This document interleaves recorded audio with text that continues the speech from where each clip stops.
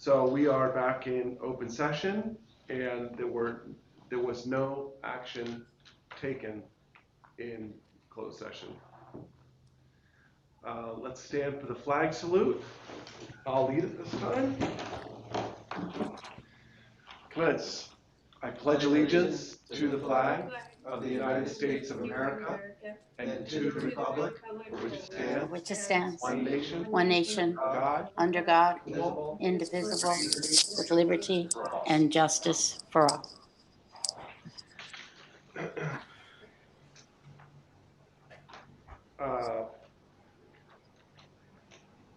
Before we approve the agenda or make a motion to, I would like to pull item 12A for discussion. That's the GEO bond consent item, just to get more information on it. So with that said, unless somebody else has something else they'd like to pull, I'll entertain a motion to approve the agenda, except to pull item 12A into discussion. So moved. Is there a second? I'll second. Any discussion? All in favor say aye. Aye. Aye. Any opposed? 5-0.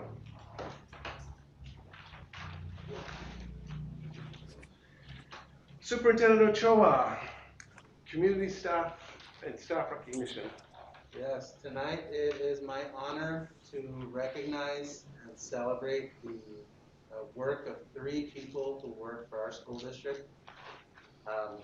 We are kicking off the 2021 Students and Staff Employees of the Week. Our first 3 recipients are 3 very deserving people, and I want to talk about each one of them.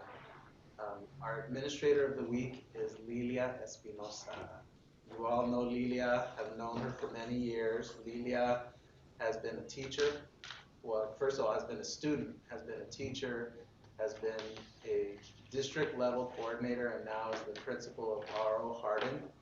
I don't think it's an exaggeration to say that she's actually pulling everybody on the site level together,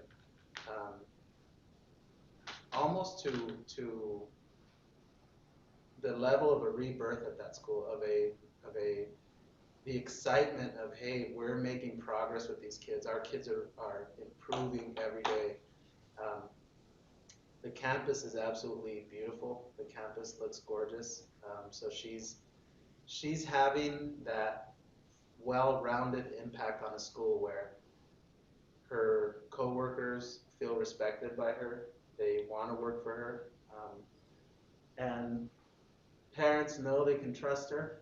When they go to the school, she's going to serve them and help them.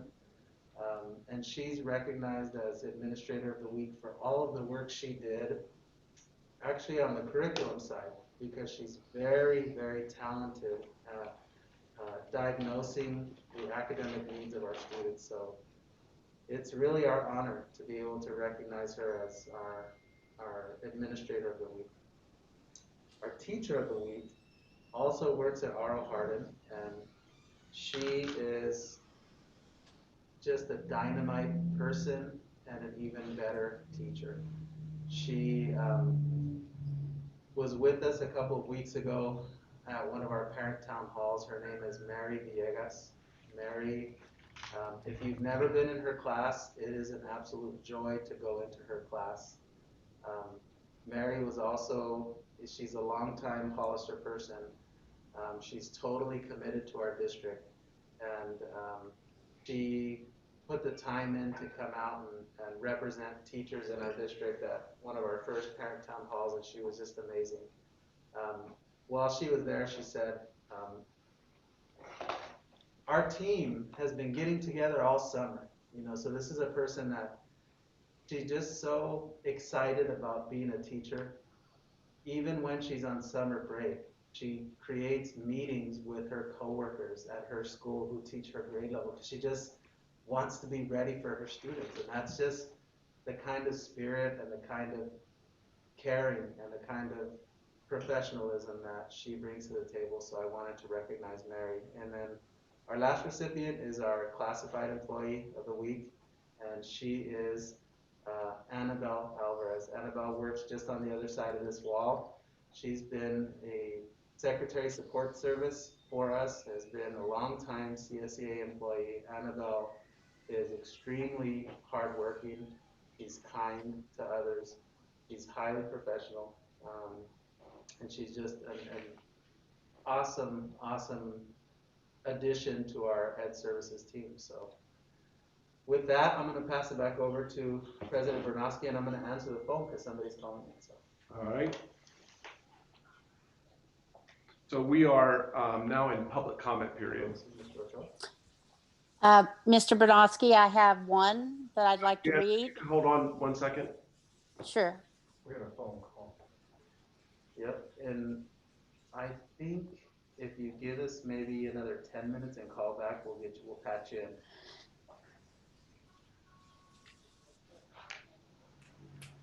Yep.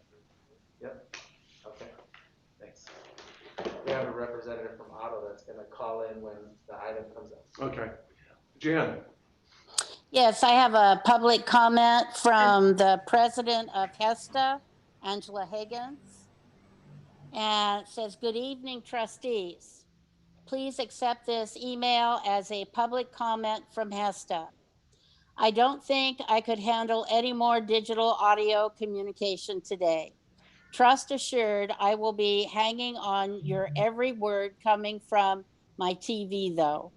I do feel it necessary to put our 2 cents in on 2 items on tonight's agenda. Reopening timelines. While I am sure you have done your research and somewhat made up your minds by now, please understand that by revisiting the possibility of moving to a phase 2 or 3 every couple of months, you place both your teachers and your families on edge. While it is a compromise between the 2 options provided tonight, it keeps those most impacted in a state of limbo, which is extraordinarily stressful in an already stressful time. HESTA recommends that the Hollister School District Board of Trustees instead vote to remain on distance learning through the first semester and then check in should COVID no longer be a threat to the health and safety of all. This would provide both consistency and security for the children without asking them to adapt to a new scenarios unnecessarily. The second item is about the resolution regarding the dismantling of the school to prison pipeline. HESTA would like to commend the board and the superintendent on this resolution. We are proud to be able to participate in this task force and that our district has made a public commitment to ongoing teacher training and funding of the appropriate student services as well as PBIS programs. Thank you for your continued dedication and commitment to the students of the Hollister School District. May we all be united for our students. Sincerely, Angela Higgins, HESTA President." That's all the public comments I have at this time. I have several for agenda item 14, but that's all I have in regards to public comment. President Okay. Bernowski. Thank you. I'll now entertain a motion to approve the regular consent agenda item. So I'll make a motion to approve consent agenda 11A through 11 I. L. No, L, sorry. I'll second.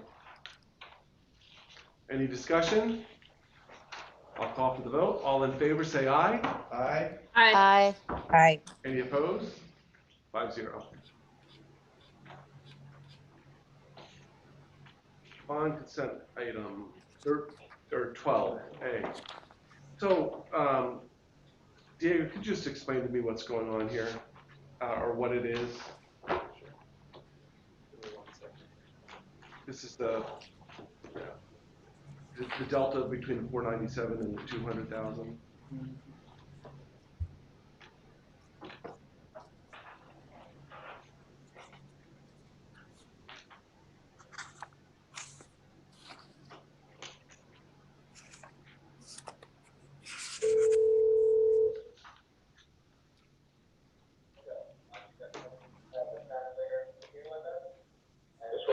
Robert, this is Diego. How are you?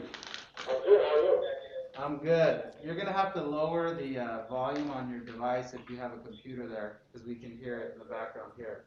Alright, hold on. Oops. Lost them. Well, I pressed the speaker button because I think it's the volume button. Right. Yeah, I turned the volume off. All right, thank you. Hey, I lost you for a second. So, President Bernowski opened up item 12A. That's on our agenda. You have it there if you're looking online.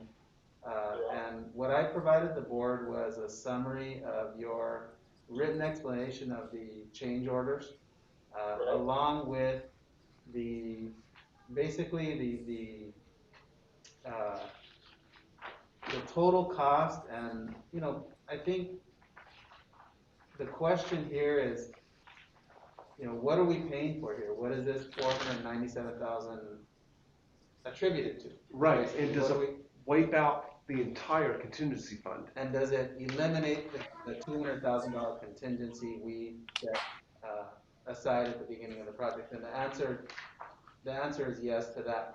And then I'll let Robert, if you want to sit here and talk a little bit about the item itself. Yeah, that's fine.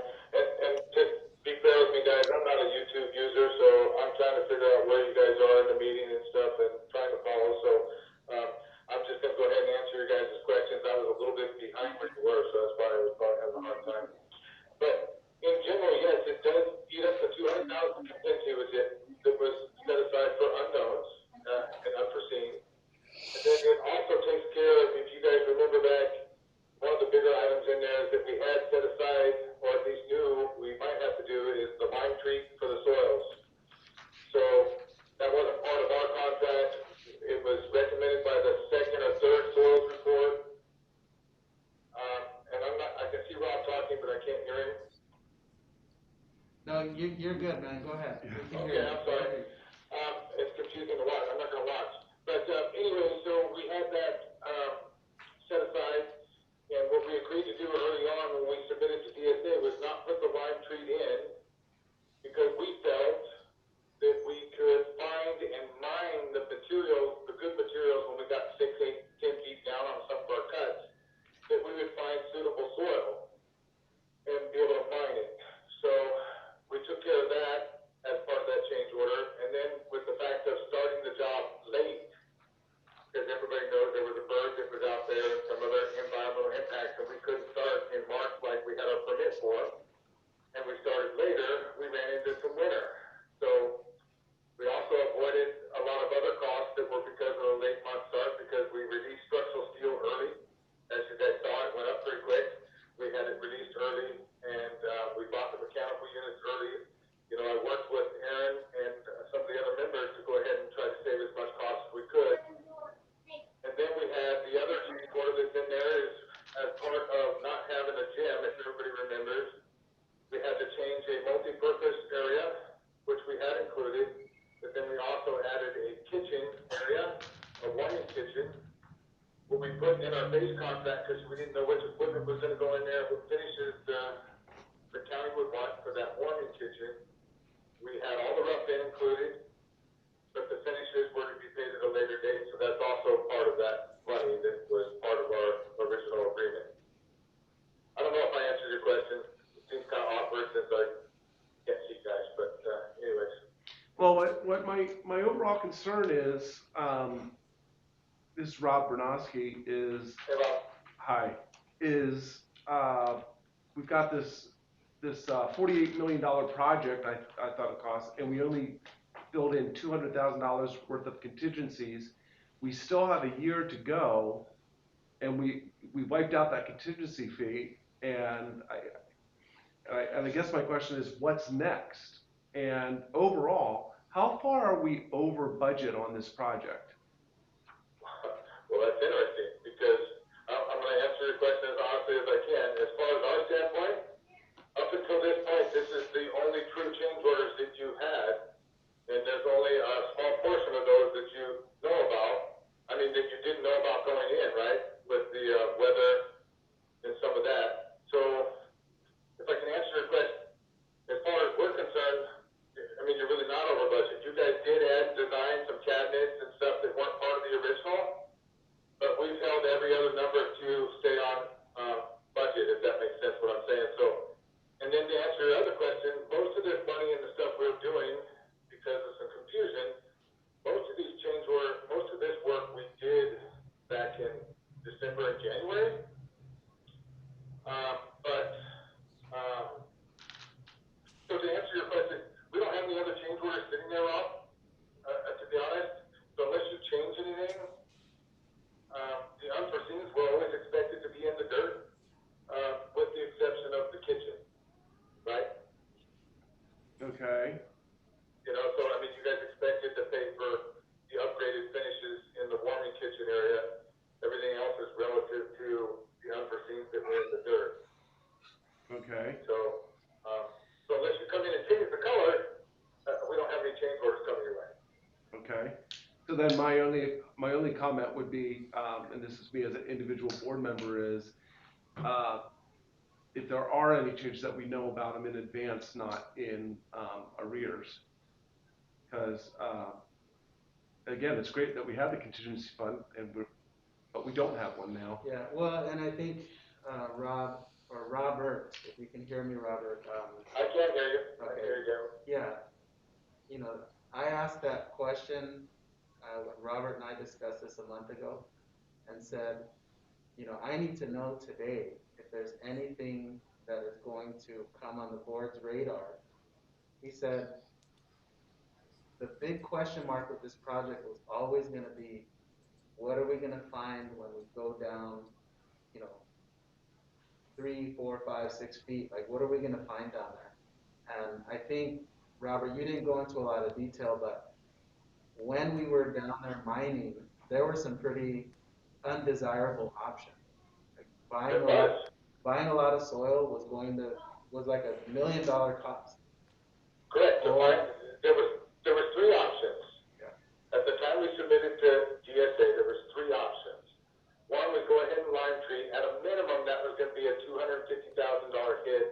That was as a result of the soils engineer changing their specifications after we'd already GMP'd. Two, importing the materials, which, like Diego said, would probably have been even more costly because of the testing and the DTSC and everything else that had to go along with that. And again, what we recommended was, hey guys, let's see if we can dig down. We found some bad stuff. We buried that down below, and it has a 3 foot of clean fill on it, so it's all clean and passes the DTSC. And we had that included in our original. But then we found some suitable soil that was about 7 feet down. It was in the upper corner of the job. And what we did was we dug and mined that. And I don't have the stuff in front of me because I'm trying to watch on the computer, but I want to say for about $90,000, we mined that and put that underneath all the building pads. And then you didn't have to lime treat. Because what was always sitting there was, if we couldn't find suitable, we were still going to have to lime treat. So, and I was in contact, and again, I apologize, Rob, if it seems like this is in the rears, and there was some communication problems with the way I was communicating what I was doing. Apparently, and Diego and I have that straightened out now. But I was making people aware as I was going along through this process, and apparently, Diego and I have it worked out. I wasn't making the right people aware. But with that said, I don't currently have any change orders. Bob, I do want to correct you too, you know, we do have a little on when we're gonna be done. We're gonna be done with that project way sooner than a year from now. I mean, we're starting to commission, if we can get PG&E to give us our power, we'd be even further along, but we're putting sidewalks in and around that, and we're gonna be paving in the next 3 or 4 weeks. And hopefully you guys are gonna get out there soon and see, but those buildings are almost done. Okay, so the action that we're taking tonight, though, are we approving Yeah. 496? What we're really doing is approving a $500,000 change order. That's right. And we're saying instead of taking that out of all of the developer fees, we're taking it out of money that was already allocated. A $200,000 portion of it is the contingency that was built into the Like our reserve. Right, so We absent, used up our reserve. so absent, so now, if we spend $1 more, you have to get the board's approval because you Right. don't have that contingency fund. That's right. And up until this point, we haven't used any of that contingency for any reason during the course of the construction for the last 15 years. So Okay. it's basically been sitting. Um, You can only use it once. I'm only planning on using one. Yeah, so let me ask you, but let me ask you, Jan and Liz have oh, questions. Jan, go ahead. So I'm so our bill, we're gonna cut a check for 297?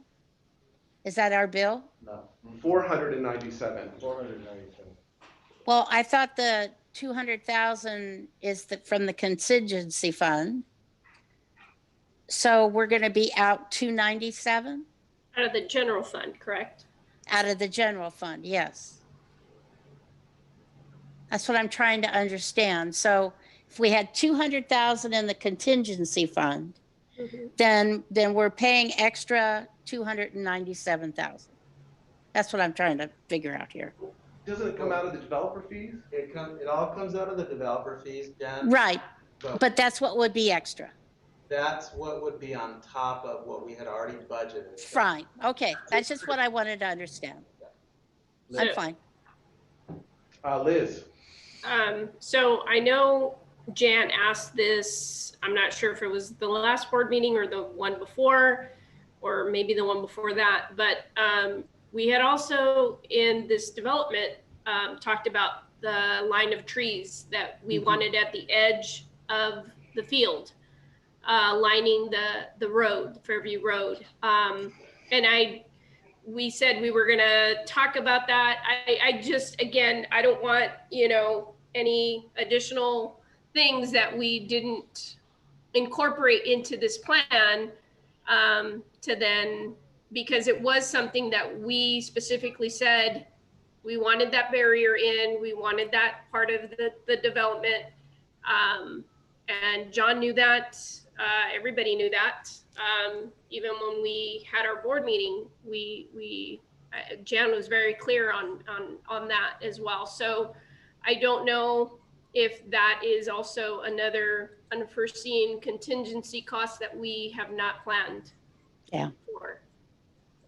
The installation of those trees, Liz, and to the rest of the board will be an additional cost. And it's something that we will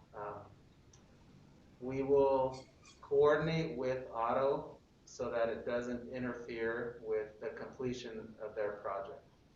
So it'll take place at a time where it makes sense to get the equipment down there that we need down there.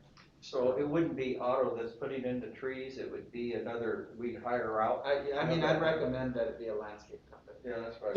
Yeah. It's their background. but, Yeah. Jan, I assume it's okay to talk about it because it would be a cost and that's what we're talking about here. Yes. When I was out there the other day or just driving by and I'm looking, and maybe Robert can answer the question. Robert, it appears that there is a huge difference in elevation between the road level and the actual facility. Do you know what that elevation is? Well, it varies. I don't know off the top of my head. If I was to guess, I want to say it's between 12 and 15 feet. That's So Okay. that was one of our DSA comments of the, we had to make sure we got the DSA grades and everything out of there. And we actually ended up, from the 95% to the 100%, we made an adjustment on the upper side, more towards the kindergarten side. But I don't know right off the top of my head, but it's probably 12 or 14 feet Okay. on the one corner. Okay, because Jan, that's what my observation is, your concern was a car coming across Fairview, across the land, and then ending up in the school. And Right. I'm saying it's, first of all, I want the trees for aesthetic reasons, but in terms of necessary to block a wayward car, you're I was guessing 10 feet up. There's no way a car would careen over and end up on the property. Well, I had the personal experience of watching a car on Interstate 80 go over 4 lanes, go over the fence of a frontage road, and fly upside down. I mean, I saw it. So that's all I'm going to tell you. When you see something like that, you never forget it. And so I'm just going to say they're going too fast, they travel far and wide. But the other thing is privacy. I mean, I want our kids to have some privacy. And kind of sometimes I think maybe we should do, how they on 25, they do the tall trees that are like a windbreak. Mhm. I don't know if that's what we should be looking at. We need some professional help to, what will give our children privacy and a windbreak and, all kinds of avenues that we want to protect our kids. And Diego, you can slap me if I'm out of my term. This is Robert, but I know you guys are doing a visit here pretty soon. I can make sure the plans are out there. You guys can walk it, see where we are putting trees. And I would also be more than happy to have my landscaper come out and it's already on site, and you guys could at least talk to him and see where some trees might fit. You don't have to hire him through me, but I'll give you easy access to him to see if he can help out. We'll take you up on that. Okay. Other questions for Robert? Carla? I have one. I'm wondering if we can get, because it's been a while, if we can get an estimate of how much more we still owe for the finishing of the school. Could you repeat that, Diego? An estimate of how much more we owe. So, Carla, I can partially answer that question. So, the way the construction project is paid is according to a schedule that we agreed upon with the builder.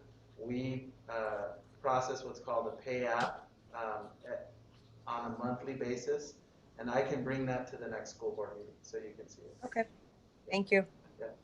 I do also want to point out, we haven't translated any portion of this meeting, and we should start right this minute, so I apologize for that. I just got carried away. Like the old days. We have, just like the old days, we have our translators here with us this evening, so Robert, Liz has a question, so what we're going to do from this point forward, Robert, is when we speak in English, you're going to hear somebody translate for us into Spanish, so I'll let you translate that here. Okay. Vamos a empezar la traducción en español, así que vamos a hacerlo consecutivamente, así que van a escuchar el inglés primero y luego se va a hacer la traducción al español. And Liz had a comment. So this is for Robert from Otto. I think, because I work at the high school, so, projects that we've seen all through the state of California, and, just everything that you have provided at all of our different school sites. And I just want to say, being on budget is probably one of the biggest priorities that this board wants to thank you for, in maintaining, because these are hard monies to come by, and we want to make sure we can stretch every single dollar as much as we can. Hay proyectos que se llevan a cabo a través de todo el estado de California y una de las prioridades de esta junta directiva es que el presupuesto esté a nivel donde debe estar, así que queremos darle las gracias por eso. No queremos que el presupuesto sea, los gastos sean más que el presupuesto.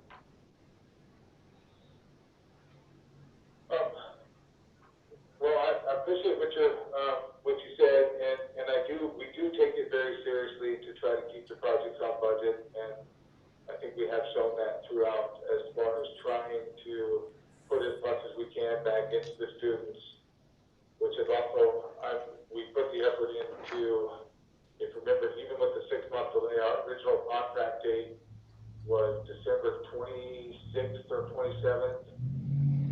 As you can imagine, being there 6 months later with the raises and everything, I mean, we worked really hard with Aaron and Diego and everybody else to try to get this thing moving as fast as we could so we wouldn't go into that, so we could put the money in the project. So we're going to continue to try that and continue to work towards that so we can build your next school. Y eso es algo que nosotros también apreciamos y es algo que tomamos muy en serio porque queremos estar seguros que podemos seguir adelante. Trabajamos mucho con el superintendente también porque queremos estar basados en el presupuesto para así poder continuar y construir la próxima escuela. So at this point, what I'd like to see, first of all, do we have a motion?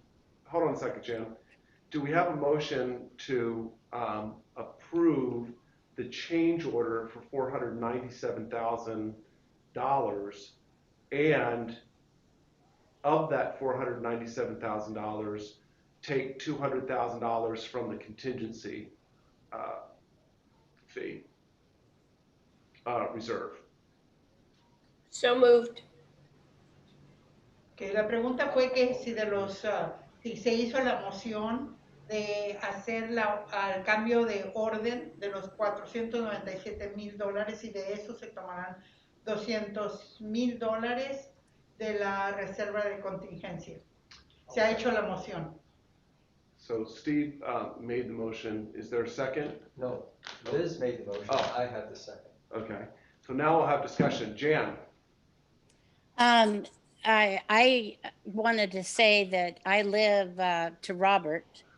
I live at Santana Ranch, and there's been some comment by several of the homeowners who are in construction and have made comments that they have never seen a work site be as clean as this work site has been from the start, and how impressed they have been at the cleanliness of this work site.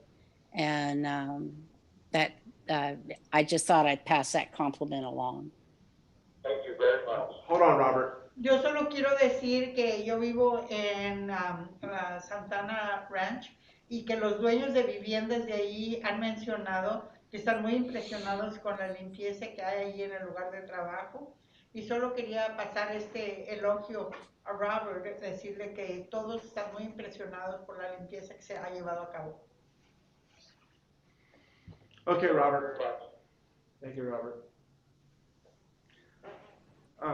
My question for you, Diego, is by wiping out the contingency fund right now, are we handcuffing your ability?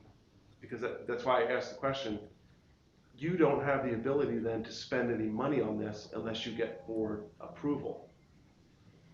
So if we do come across a $20,000 or $50,000 item, by using the contingency fee, it's because it just comes out of developer fees. I mean, do you want to be handcuffed that way where a $20,000 item, you have to bring it to us? Only because we've made as. La pregunta es si acaso algún otro costo saliera. Si tienen que gastar más de $200,000, necesitan venir a la mesa directiva para obtener la aprobación y si acaso hay algún otro costo que se fuera a tener que pagar a través de los fondos de contingencia, si se tendría que venir a la mesa directiva. Based on the nearing completion of the project, I'm okay with it.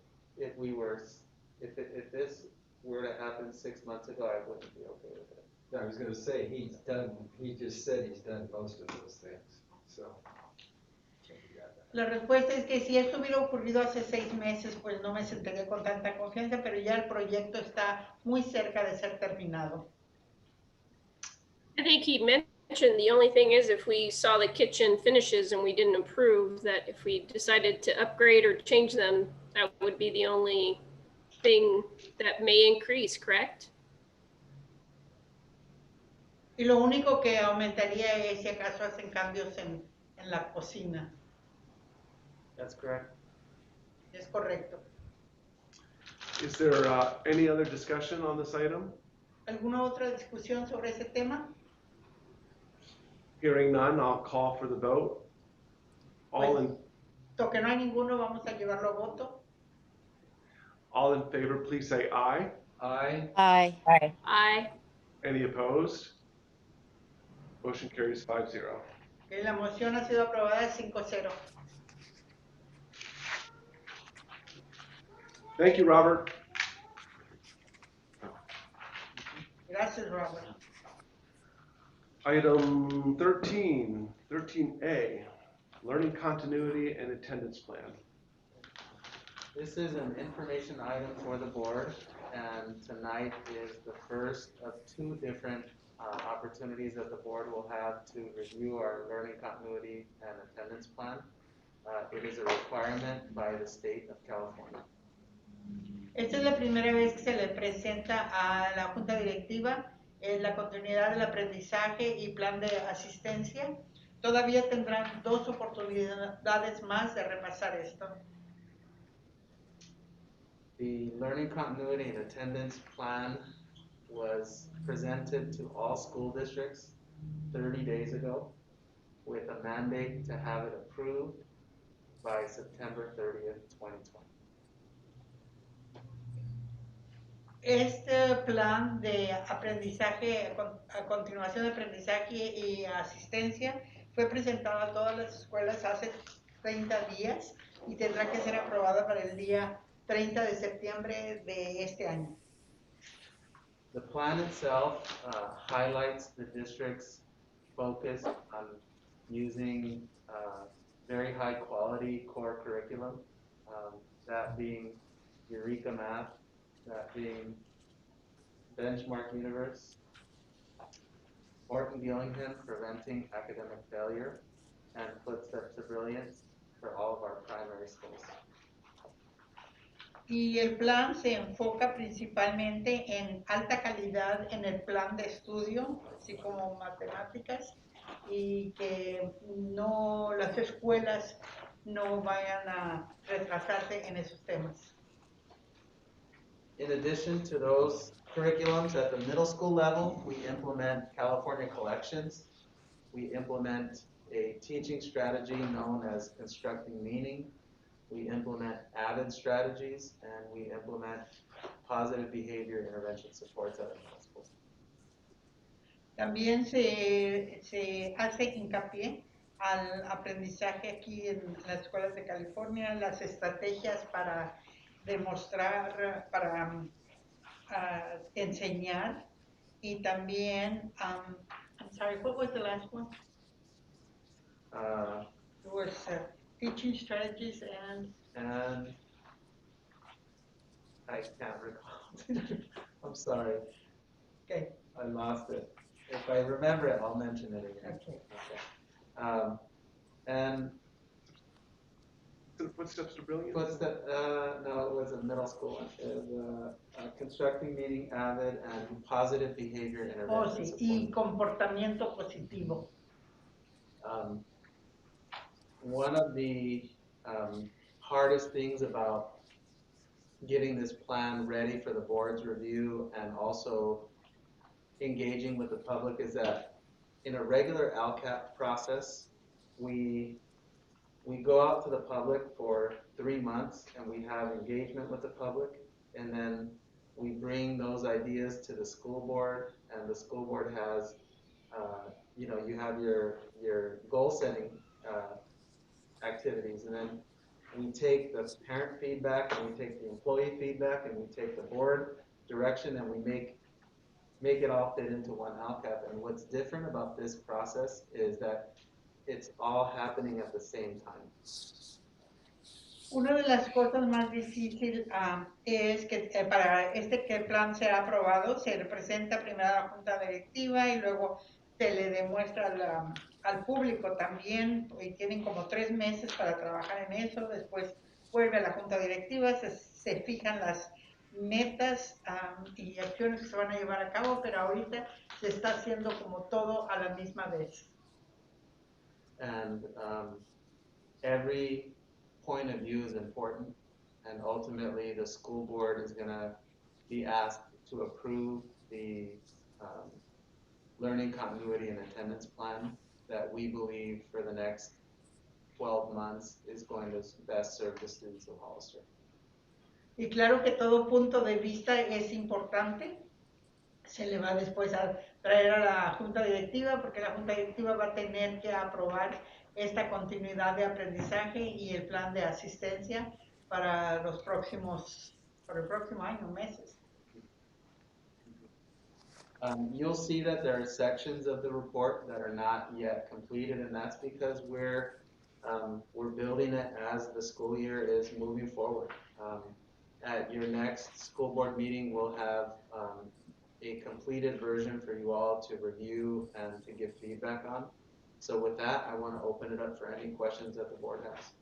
Ustedes pueden ver que algunas secciones del informe no está todavía terminado, y eso es porque lo estamos haciendo como van progresando. En la próxima reunión ustedes tendrán una versión ya completa para que puedan hacer decisión, y ahorita podemos hablar sobre preguntas o comentarios.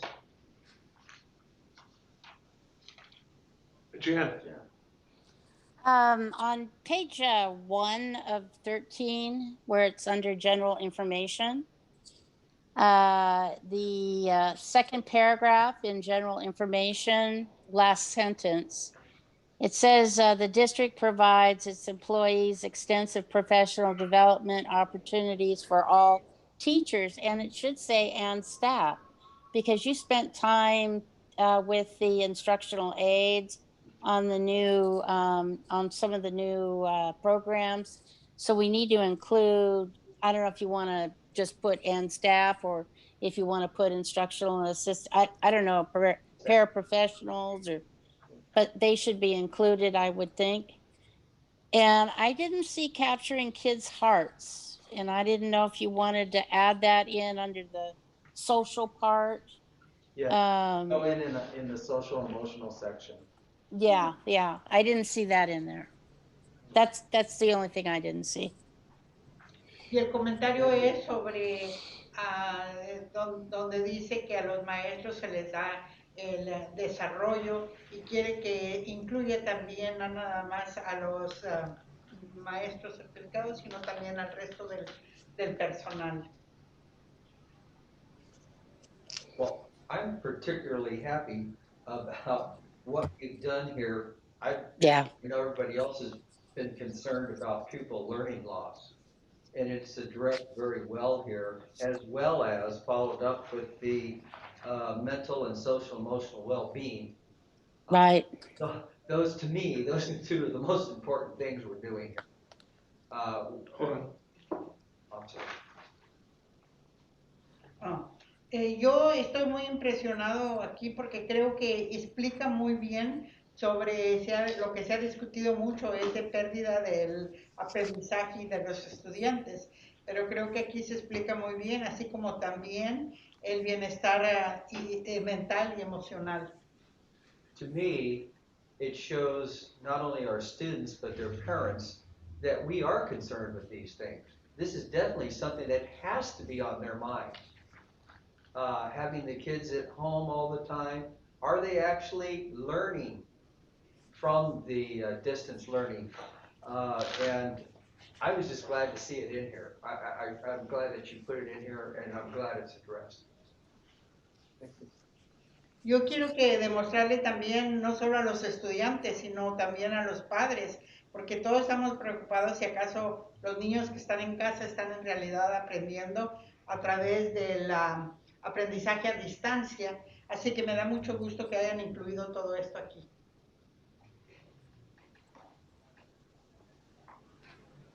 Any other comments? Well, I just would like to say that being the Grammy, helping out my grandson in the special needs and the special day class, it is obvious that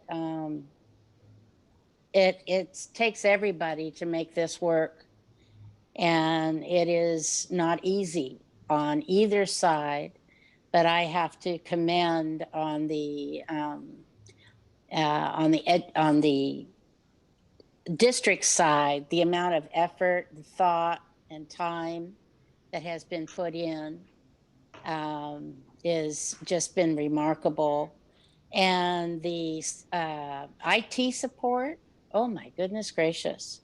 Today was kind of one of those ucky IT days, and it even transferred on to Charlie's ABA day. I mean, we had nothing but, again, technical problems. So Okay, I don't know hold if on a it was second, a Jen. stud spot or.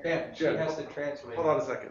Okay, sorry. Yo solo quiero decir que siendo yo misma una abuela quien le ayuda a su nieto que tiene necesidades especiales y está en una clase de educación especial durante el día, esto se necesita la ayuda de todo mundo, de los dos lados. El distrito, quiero felicitarlo por el esfuerzo que han hecho, por el tiempo y todo lo que han pensado poner, es algo increíble. También la ayuda que hay para la tecnología, porque esa es una parte muy difícil, la tecnología. Anything else, Jen? I just want to compliment. I mean, it's been a total parent district, and the IT has been incredible. I mean, this is it. When they say it takes a village to pull off distance learning, it really is a village. Así que quiero felicitar, darle un elogio a todos, a los padres, el distrito, la ayuda tecnológica, porque como dicen, se necesita todo el pueblo para educar a un niño, y eso es lo que estamos haciendo aquí entre todos. Okay, anybody else? All right, thank you. Item 13B, Student Study Team Handbook. And Diego, if I could make a special request on this item, Sir? take me through it slowly what we're talking about here, because, and just to put it in context for you, I'm looking under the preview, and the second sentence says, it is a process of reviewing individual student concerns pertaining to educational performance. So I'm just wondering, should that be worded, this for the context, it is a process of reviewing concerns about individual student. Thank you. So basically, what I'm presenting to the board tonight as information, and I hope to bring back to our September meeting for approval, is a report of what would be our district's student study team or SST handbook. And we've discussed this numerous times at the board level in my 2 years in the district, but we have a major gap in our district-wide process when it comes to holding SST meetings. And I'll use the term SST from this point since we've already discussed it as being the student study team.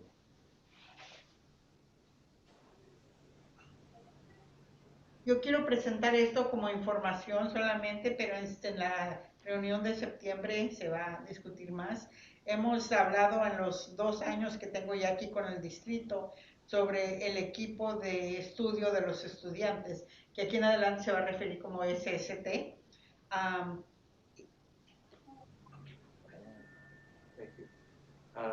And one of the most straightforward concepts of an SST is any person who is involved in educating the child, whether it's the parent, whether it's the teacher, whether it's the principal, can actually submit the paperwork to have the school hold an SST meeting. Okay. Cualquier persona que esté involucrada en la educación de un niño, ya sea los padres, el maestro, el director de la escuela, puede tener entregar los papeles, el informe sobre el SST. What's most important is that when a school holds an SST meeting, that it follow the same structure for every child. And I would argue one of the most important things is to have guaranteed interventions that take place that are allowed for at least 8 weeks, if not preferably 12 or 16 weeks, that are given a chance to work for the child. Y la estructura debe ser igual para todos los niños y tenemos que garantizar que tenemos una intervención, digamos, por 8 semanas, pero puede ser 10, 12, 14, pero que todo el equipo completo esté involucrado. Question. Are we addressing, or do you happen to know how many students are not participating in their interactive sessions with their teachers? Pregunta es si saben cuántos niños no están participando en la interacción con estos niños, con su maestro. It's definitely changes every day, Liz, because of the new nature of distance learning, but running the report this afternoon, we're at 94.5% attendance in the district. Cambia todos los días, pero en esta de aprendizaje a distancia, pero hoy que hicieron el informe había 94.5% de asistencia. Carla? I'm wondering if, I looked through, but I didn't see it. Maybe I missed it, but is there a piece? I'm assuming this is going to be for public, right? This is going to be for it's a handbook, and this is going to be available to parents? Yo me supongo que este libreto va a estar disponible para los padres. The finished product, which will go on our district website next month, will be available to anybody in the public that accesses it. So second part of my question is, en el sitio web y estará disponible para todas las personas que quieran verlo. Second part is there a piece in here that I didn't miss where it talks about maybe like a potential grievance process? You know, I could see a potential on either side of if someone wants to make a referral, whether it's a school person on a certain student and the parents like, well, wait a minute, do they have a right to grieve that or to discuss that? And also on the other hand, if the parent's asking for the SST and then nobody's responding, what are the next steps or what is the grievance process? Did I miss it in here?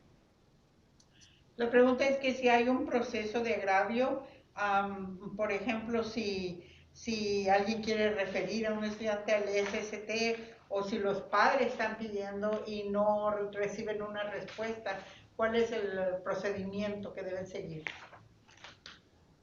On the staff side, on the school side, Carla, we would hold the SST meeting and invite the parent because we have an obligation to try to help children. So if we believe holding an SST meeting is warranted, we will invite parents, and if they choose not to attend, that's their prerogative to do so. But we have to hold those meetings ourselves in order to try to help the child. On the parent side, I think it's something we would need to add because it's not currently in the handbook. But I see where I might fit that in and how we might add that. De parte de la Thank you. escuela, tenemos que llevar a cabo la reunión del SST y naturalmente invitar a los padres, pero si los padres no quieren asistir, esa es decisión de ellos. Nosotros tenemos la obligación de ayudar a los niños. Por parte de los padres es algo que vamos a añadir porque no está ahí ahorita, pero sí veo exactamente dónde se puede poner eso. Jan? Yeah, SSTs are extremely important for children. And especially at the lower grades, they're very important if the children are not reading and being able to do the math, you know, readily by like second grade. Go ahead.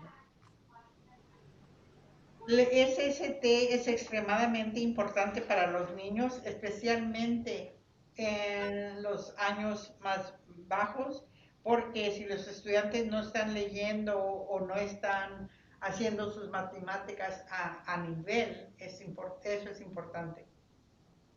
I know as a parent, I had to fight at the start of second grade to get my daughter an SST because she was not reading.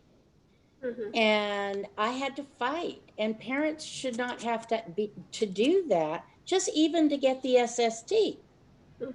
This was not in our school district. I mean, this is, you know, this is what happens. So parents definitely have a right to do this. And it definitely needs to be in our website. But what I'm trying to say is that it needs to be a document that parents can understand. And when I first read this, I thought, first and foremost, it's way too long. As if I was a first year, second year teacher, I would look at this document and go, oh my God, I don't have time for this. It's way too long. So it needs to be, you know, slimmed down. As an experienced teacher, I looked at pages like page 207 to page 210, and I was looking at things like that's on the web. There's things on the website, and I was looking at confidentiality issues. How do we protect things there? Then when I was looking at pages 211 to 215, this is just stuff that's old news. And I mean, I think it could be cleaned up, and it just was old stuff. And we have spent, and you, Rob and Jan, Elizabeth. Jan. Oh, sorry, that's right. Sorry. Yo lo estaba repasando y vi como mi nieta en segundo grado que se requería un SST, pero tuve que prácticamente pelear para tenerlo y los padres no deben hacer eso, no necesitan hacer eso. Los documentos también deben de estar en el sitio web y deben de estar de una manera que los padres los puedan entender. Si yo fuera maestra viendo el documento se me hace demasiado largo y pensaría, no tengo tiempo de leer esto. Para las maestras de primero y segundo año. También estaba viendo de las páginas 207 a 210, pensando también que debe estar nosotros, no solo en el sitio web, sino también en la confidencialidad que debemos proteger también. Y luego vi las otras páginas de 211 a 215 y veo que hay cosas que se necesitan limpiar allí, o sea, ponerlas más claras. Some of the things that Elizabeth and Rob, how many thousands and thousands of dollars were spent on thinking maps? It's not even in there. So things like that, and our new things that we have our children doing have not been added in there. And I was looking at like the whiteboards and Kahoot and, you know, things that add engagement to the classroom. Those are things that help students engage more because maybe they're not doing well because they're not being engaged. So that's what they're trying to add. But the biggest thing of all, and I had talked to Diego because I want him to just pull it from the board tonight, from the packet tonight, is it does not represent our new philosophy about how we want to change how we deal with children that are not achieving. Mm-hmm. Are we looking at is a child not achieving because of trauma? Are we don't say anything about bringing social workers in? We're not the board. I thought we were really trying to look Linking them to resources. Yeah. at dealing with the whole Yep. family, the Yep. child, what's happening. And there's nothing in there that reflects our new philosophy about how we want to help the child and look at all aspects of what is happening. Okay, hold on, Jan, hold on. Sorry. También lo que vi es cuántos miles de dinero se está gastando y no tenemos ciertas cosas ahí que deberían estar incluidas para que los niños participen, porque una manera que van a tener éxito es si siempre están participando en algunas de las actividades. Y la cosa más grande es también que no representa cómo estamos tratando nosotros para asegurarnos que los niños lleguen a hacer sus logros, cómo debemos tratar ciertos traumas que han tenido, tener trabajadoras sociales y toda la participación que se necesita para los niños basado en nuestra nueva filosofía, donde tenemos que tomar en cuenta todo completamente que afecta a un niño y su aprendizaje. Okay, hold on. So, hold on. Diego, do you want to address Jan's? Well, I wanted to finish. I hadn't finished. And when I spoke with Superintendent Ochoa, and I know that this is a philosophy that he wants to address with us as well. So, I think from the standpoint of our board and what we would like to see our superintendent instill in our district is that we need to look at the student study team from taking the entire child and looking at all of the ways that we need to help this child be successful in all aspects of their life. Cuando hablé con el superintendente Ochoa, él también estuvo de acuerdo con la filosofía que tiene la junta directiva también. Necesitamos ver cuando hacemos estos equipos para el estudiante, que vemos todo completamente de cómo podemos ayudar a un niño que tenga éxito en todo. Tenemos que tomar todos los aspectos de su vida. I'm done. Carla? I think, and I was thinking similar to what Jan was saying about the SST. So when I worked at the schools as a social worker, we were invited to every single SST. Now, I don't know, of course, that was different resources, but I think that is an important thing to consider if the student is receiving some kind of counseling, or is a child in foster care, or is a child who is low income, or, I think you're right in that we need to look at the child as a whole, as a family system. Who else is involved? Is it grandma? Is it the aunt? Is it, so I think that's a good point. And I was looking again at the document, and I don't think it mentioned, and again, right, we don't want to make it too detailed, but I think there should be something about if the student is receiving some kind of counseling or attached to a social worker, that person be invited. That's essential.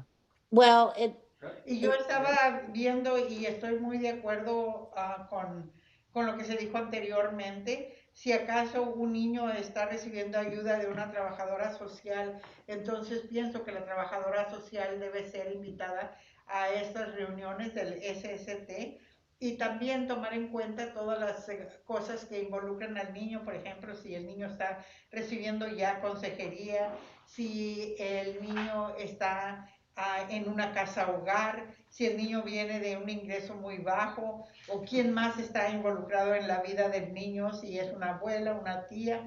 Y claro que los documentos no tienen que estar muy bien detallados, pero sí hay cierta información que debe ser incluida para poder tomar en cuenta y saber por la situación que está pasando el niño. I have something. Carla, do you have anything? I have something. I'd like to say a few words, and I want to direct it to the parents out there. I've taught for 30 years, and all that time, I have never seen anything that's more effective than the student study team. You can get more done doing this because you have professionals there. We will know what's going on at school, but if we don't have the parent or guardian of that child be part of this meeting, it really is only doing half of the issue.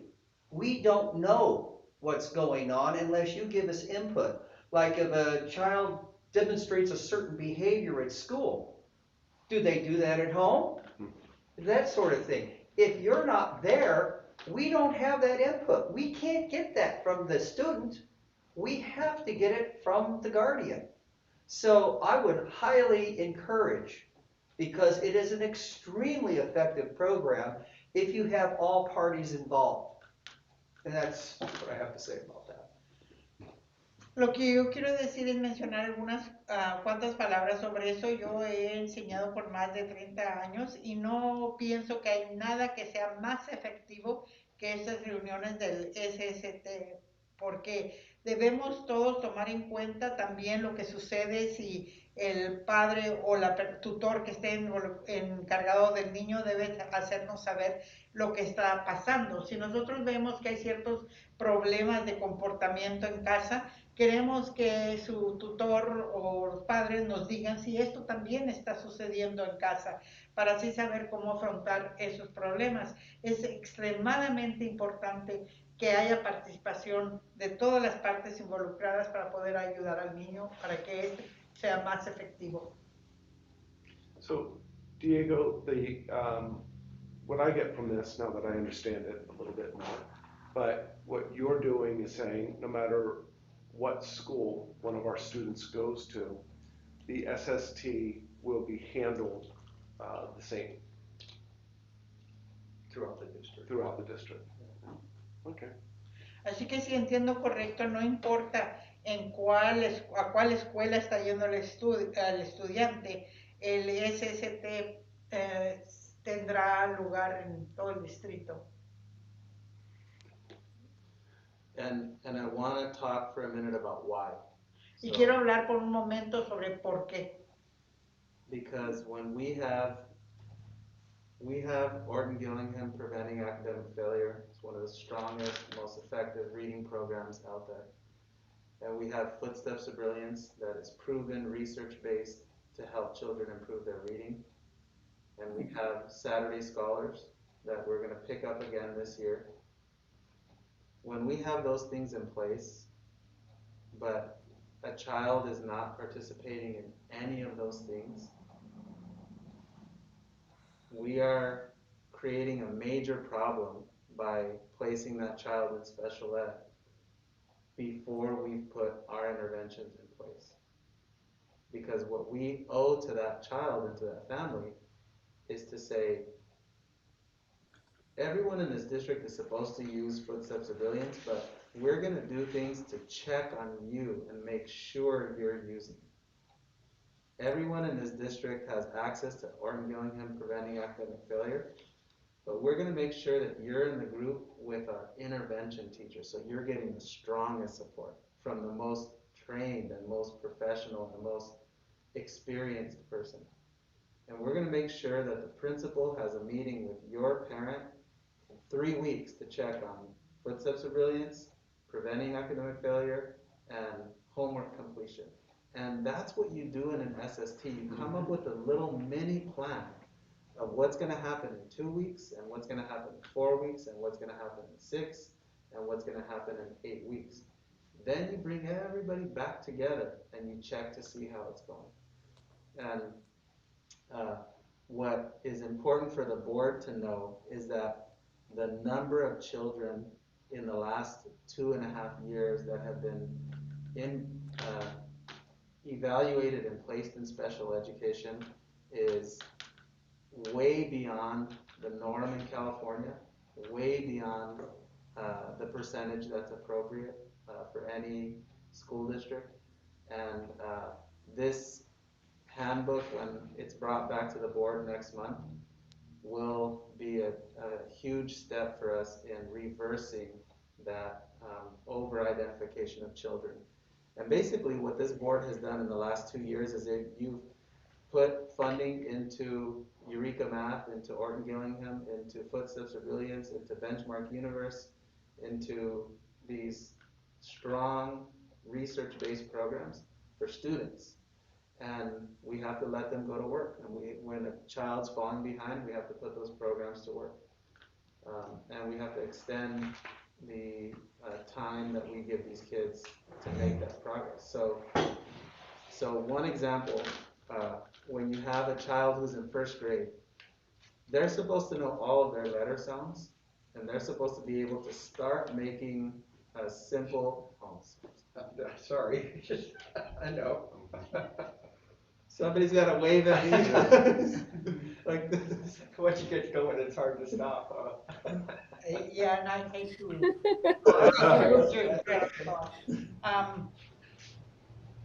Bueno, tenemos que ver que cuando un niño no está logrando sus académicamente lo que donde debe estar, entonces es cuando tenemos que involucrarnos todos y estar seguros que cada niño tiene la participación. Tenemos que reunirnos y el director, por ejemplo, tener una junta con los padres. Es extremadamente importante ayudarle a los niños cuando están en esos grados y luego tener una reunión, por ejemplo, en 2 semanas otra vez, en 4 semanas, en 8 semanas y ver qué es lo que está pasando, porque cuando por ejemplo si un niño entra a primer grado y ese niño para entonces ya hay ciertas cosas que debe saber, sus sonidos de las letras para poder empezar a leer. Entonces es importante que sepamos qué es lo que está pasando y revisarlo para que así podamos ver qué es lo que se necesita hacer en el plan, qué es los cambios que se necesitan hacer. Si no lo dejamos nada más, si seguimos reuniéndonos con todas las personas importantes que deben participar en estas reuniones. So it's common for a first grader who is identified for an SST to start their first grade year knowing 15 letter sounds.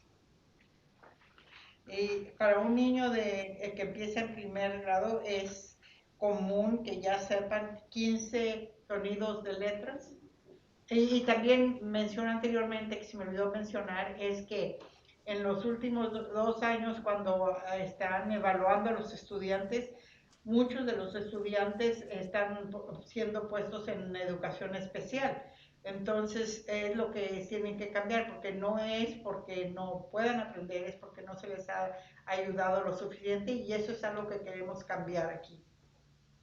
So if we hold an SST on September 3rd and we say in 8 weeks, on November 3rd, we're going to check to see how many letter sounds you have. And in 8 weeks, that child still has 15 letter sounds. After we've done Footsteps of Brilliance monitoring, Orton Gillingham preventing academic failure, small group instruction, Saturday scholars, then we're very, very concerned. Something's going on. If after 8 weeks, the child has missed 26 days of school, well, we have a different problem. We have a truancy problem.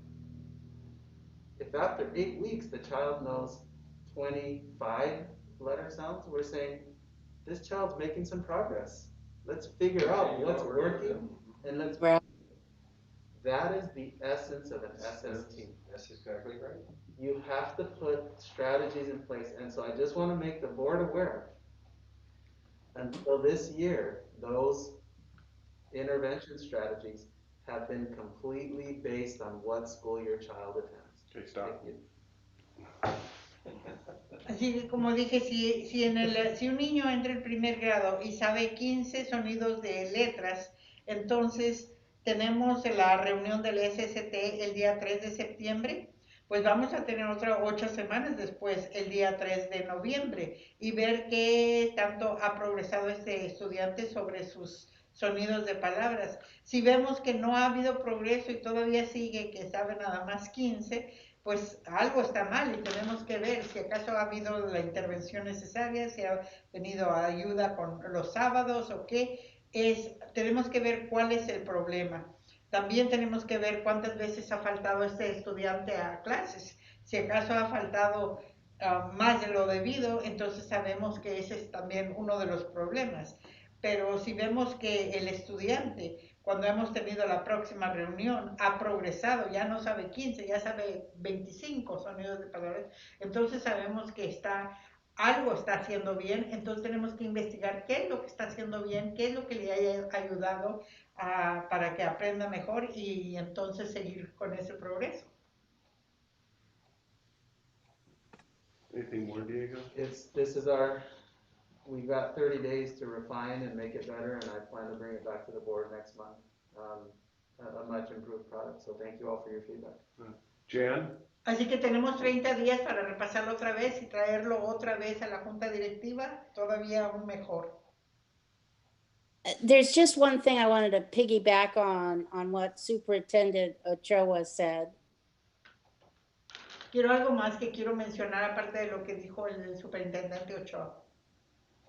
Is that if we catch them early in the lower grades and that they're not achieving in the lower grades, and we find out that maybe it's trauma in the family, or there is a learning disability, or maybe they weren't doing things that they needed to do. Si acaso en los grados más bajos los niños no están logrando al nivel que deben lograr, entonces tenemos que ver si hay un trauma, algún problema con la familia o por qué no están haciendo el logro que deben estar haciendo. Whatever happens, either the child starts to succeed or we find out we need to test for special education. Si el estudiante ya sea que está teniendo éxito o vemos que el niño necesitan hacerle unos asesoramientos para ver si debe estar en educación especial. This will prevent children entering middle school and not being at a third grade reading level or not knowing their times tables, their multiplication tables. Esto impediría que los niños continuaran a los grados de la escuela intermediaria y que los niños no están leyendo a nivel de tercer grado o que no saben sus tablas de multiplicación. That's all. Thank you. Es todo, gracias. Anybody else? ¿Alguien más? Very good. Action items, Diego, 14A. Well, we have several comments on this, Robert. Rob? Okay. We'll get there. Okay. On 14. Yep. Okay. On 14, so you pull up those. Jan, do you have the comments so that when it's time, you'll be able to read them out? I have a couple of English comments, and then I have several Spanish comments that I cannot read. I can read the Spanish ones if that's okay, Jan, when it's time to do that? Yes. Okay. Ok, vamos a ir al tema 14A y hay varios comentarios del público Cuando estemos en el momento de discusión se leerán esos comentarios del público. So tonight's resolution is brought to the board for your review and approval, consideration for approval. It was an item that was brought to my attention a little over a year ago. Myself and board members from this board attended a very powerful workshop offered by the San Benito County Office of Education in conjunction with local school districts, and it was basically focused on the school to prison pipeline. Esto que vamos a presentar ahorita es para que la Junta Directiva lo repase y lo apruebe. Esto es algo que se trajo a mi atención y también a la atención de algunos de los miembros de la mesa directiva hace un año sobre una presentación que hizo la Oficina de Educación del Condado de San Benito sobre los estudiantes que van a prisión. The school to prison pipeline. La línea de prisión que se llama de la escuela a la línea de prisión. School to Prison Pipeline, se llama en inglés. Sí, es difícil traducir porque es un dicho. But what was brought to our attention at this training was the very high rate of suspension in the Hollister School District.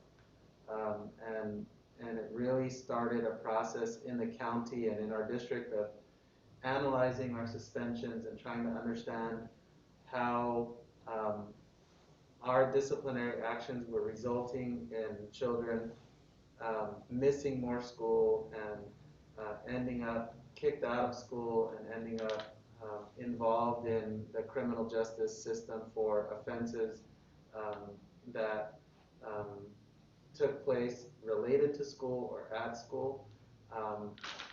And ultimately, the school district a month and a half ago decided to cancel our agreement in terms of funding our school resource officer positions. We did so when I spoke to the board for reasons having to do with budgetary concerns and reasons having to do with wanting to invest in school counseling.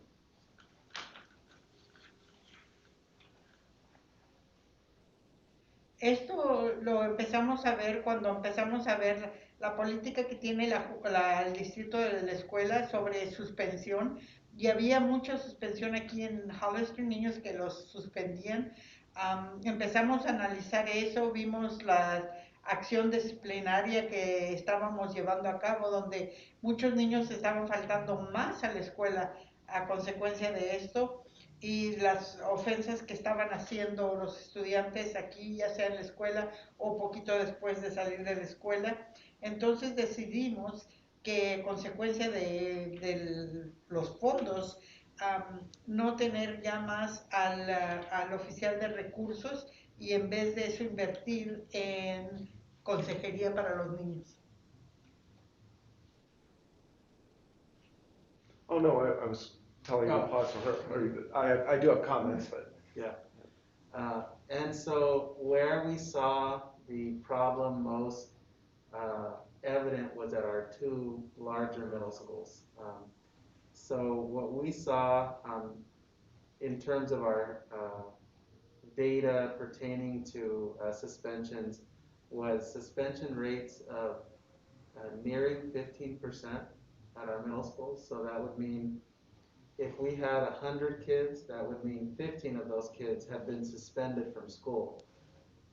But as you know, we had schools with, almost 900 kids, was Rancho. So that would mean pro rata, they had almost 100 kids at that school that had been suspended from school that year.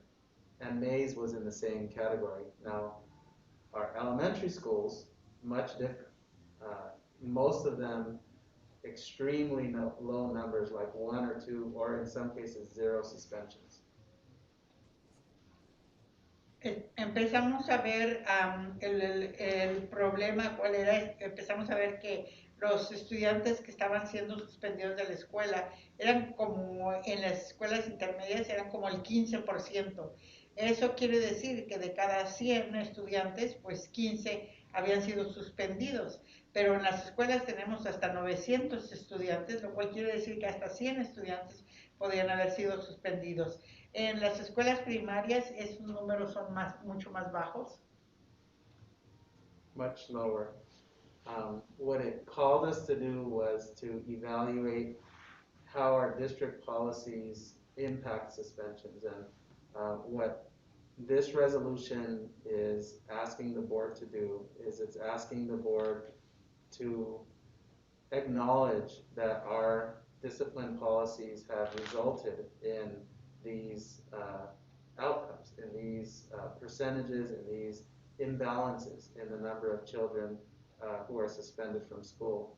And then ultimately to resolve, to go through a public process of engaging our stakeholders, reviewing our suspension data in public meetings with members who are interested, and allowing this task force that we would form to recommend strategies to improve school safety and to devote future funds towards restorative practices, meaning practices that attempt to minimize or mitigate suspensions, and then to provide ongoing training for staff.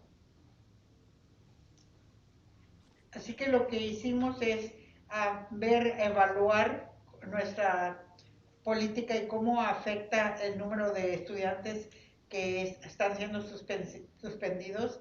Queremos que la Junta Directiva reconozca que parte del problema es también eso, la política que tienen sobre suspensión, falta de balance que hay. Entonces queremos pasar por un proceso público donde se llaman todas las personas involucradas, todos los que tengan intereses en estos, y luego formar un equipo que va a ver esto más detalladamente y mencionar algunas estrategias, cómo podemos hacer que los estudiantes estén presentes, la seguridad de la escuela y hacer recomendaciones para disminuir el número de estudiantes que están siendo suspendidos.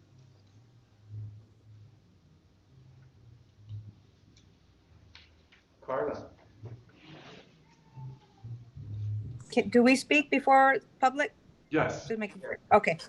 So I just want to say that I am really proud and commend Superintendent Ochoa and this board for considering this resolution. I think it is timely. I think it's historical. I think that it's a long time coming.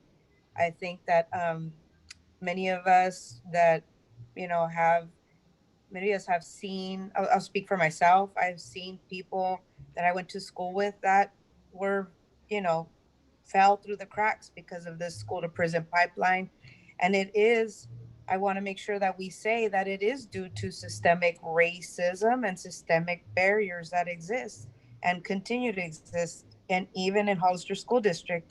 And I think that it's important. We're not saying that, our district, we're not saying that individuals are racist, but what we're saying is that there's systemic racial barriers within our systems. And I'm really proud of all of you, and especially our Superintendent Ochoa, for being able to put that out there and say, hey, we did wrong here. Okay, Here's the numbers, right? And yes, got you. Quiero decir primeramente que estoy muy orgullosa de que el superintendente haya traído a cabo esta resolución, porque ya es tiempo que hiciéramos algo sobre eso, o ya se nos pasó el tiempo cuando debimos haber hecho esto. Yo veo estudiantes que con los que fui a la escuela y veo que no tuvieron éxito. Parte del problema es esto. Y no quiero decir que sea una cosa racista, pero sí veo que es una barrera racial en nuestro sistema escolar. Así que en realidad estoy muy contenta y satisfecha de que por fin se haga algo sobre esto. Anything more, Carla? Jan? one of the things that piggybacks on the student study team and this is that a lot of times, sometimes our children go off on the wrong path is because they can't read, or there's trauma at home and they're not excelling at school. They're bored to death because they don't know what they're doing. And so the connection between finding purpose at school and not having their home life might be upsetting is part of the issue. I'll let her do her thing. Ay, sí, yo he visto a niños que se van por el camino equivocado. Muchas veces es porque los niños no pueden leer ni leer al nivel que deben de leer, o hay problemas en la casa. Vemos estudiantes que están aburridos en la escuela y muchas veces es porque el estudiante no entiende lo que en realidad está pasando. Hay muchas otras cosas que afectan el aprendizaje del niño. So bringing in social workers and counselors into our schools and changing the atmosphere of our schools, I think children, this is one of the steps in breaking this prison to pipeline, school prison to pipeline. Y yo creo que traer trabajadores sociales a la escuela, también consejeros que van a ayudarles a los niños y cambiar la atmósfera escolar, creo que es algo que va a ayudar mucho para que ya no tengamos este problema de los estudiantes que en vez de hacer un logro en su vida, llegan a estar en prisión. I'm done. Steve? Again, talked for a long time.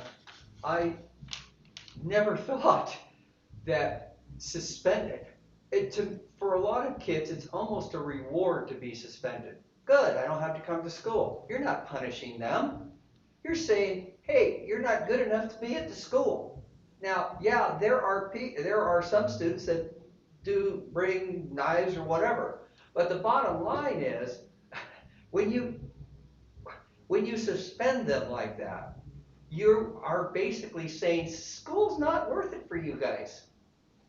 What kind of message are we really sending to them when we do that?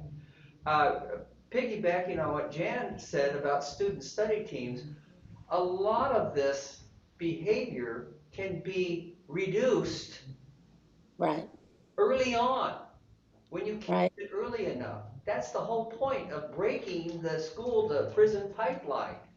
Break it earlier down here. Don't. I'm sorry. Sí, yo nunca he pensado a través de todos los años de que tengo de experiencia que en realidad estamos recompensando a los niños al suspenderlos, porque no es un castigo, es más tiempo que ahora ya no van a tener que ir a la escuela. Y es también como estarles diciendo, tú no eres suficientemente bueno como para estar en la escuela. ¿Qué tipo de mensaje le estamos dando a los estudiantes? Sí, claro, yo sé que a veces hay cosas como que traen una navaja a la escuela o algo así, pero como se dijo anteriormente, hay que ver estos problemas desde que los niños están chicos para ver qué es lo que podemos hacer desde que están chicos en vez de dejarlos que continúen teniendo más problemas a como van creciendo. And then think of when they are at home, especially I'm thinking about middle school kids. Okay, they're home. Are their parents home? Who's watching out for them? What are you exposing them to when you do that?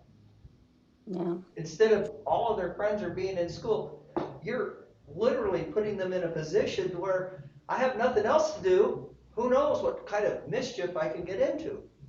So that's the part that bothers me the most about suspension. Y cuando los niños están en casa, especialmente los niños que ya pasaron de los grados primarios, ¿quién está en casa con ellos? ¿Hay algún padre que está allí o es dándoles la libertad de que están en casa y pueden hacer lo que ellos quieren? Así que eso es lo que a mí más me preocupa, sobre suspender a estudiantes y darles el tiempo para estar en casa y meterse en problemas, porque ¿qué más van a hacer? Carla. Yeah, I want to finish my thought. That I think it's also important to just say to the public that I think our superintendent and this board doesn't just say we're going to do things. We actually put our actions behind what we say. You know, we've all been talking about equity. We passed the resolution on Black Lives Matter, the SST topic that we talked about tonight, the efforts on special ed. It is all related, and I can't say enough how much the budget, how we decided that we're going to put money towards social workers and more counselors. And I think I also want to say that I also want us to be cautious and mindful, because systemic barriers are so ingrained, you guys, that sometimes we don't even notice. And so I want us to, and I'm glad about this task force. That's an action we're taking. There's going to be a group of people or stakeholders that are really going to give us the recommendations. But I want us to be mindful too that even SSTs could potentially be uh, ways for the school to prison pipeline to continue, because I've seen it happen, right? And just, I just want to say that, and just glad that we're taking action. Thank you. Y creo que es importante que le hagamos saber al público que lo que decimos aquí en realidad lo hacemos, que el superintendente y la mesa directiva toman acción lo que dicen. Hemos dicho muchas cosas que nos preocupan a nosotros anteriormente, como que la vida de las personas morenas nos importa, y queremos saber muchas otras cosas que hemos dicho, que estamos preocupados, y ahora queremos ver que queremos poner los fondos que se necesitan para poder hacer algo sobre eso, atrayendo más trabajadoras sociales, más consejeros que le ayudan a los estudiantes y tratar de quitar las barreras que existen para los niños. So I have some thoughts on this that might be controversial at first. And it's going to start with, I think that we should put this off, because if we're going to do it, I want to do it for real. And what I mean by that is, we're not suspending anyone right now. We don't know when we're ever going to be in a position to do that.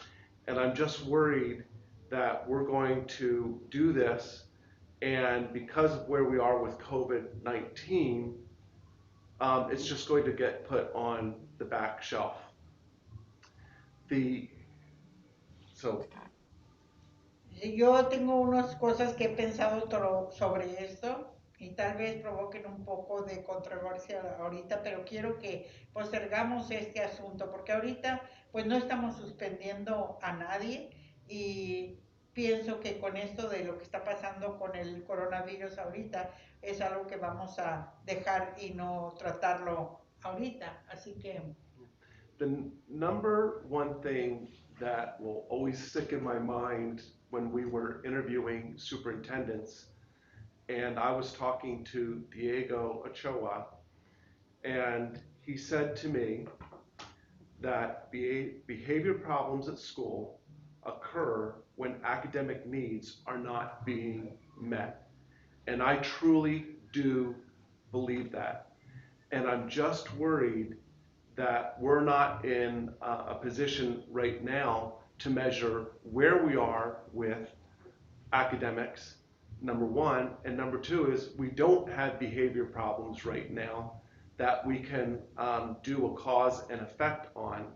So I'm supportive, but I would feel much better if we brought this back in the spring, assuming that we are open again and in a regular way, and the people that we want to put on this task force are actually able to meet in a meaningful way.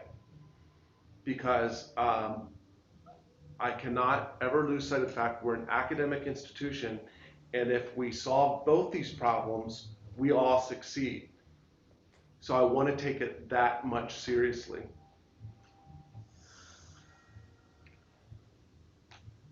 Una cosa que tengo en mente, cuando entrevistamos al superintendente Ochoa, una de las cosas que dijo él es que cuando hay problemas así con los niños es porque académicamente no estamos cumpliendo con las necesidades que ellos tienen.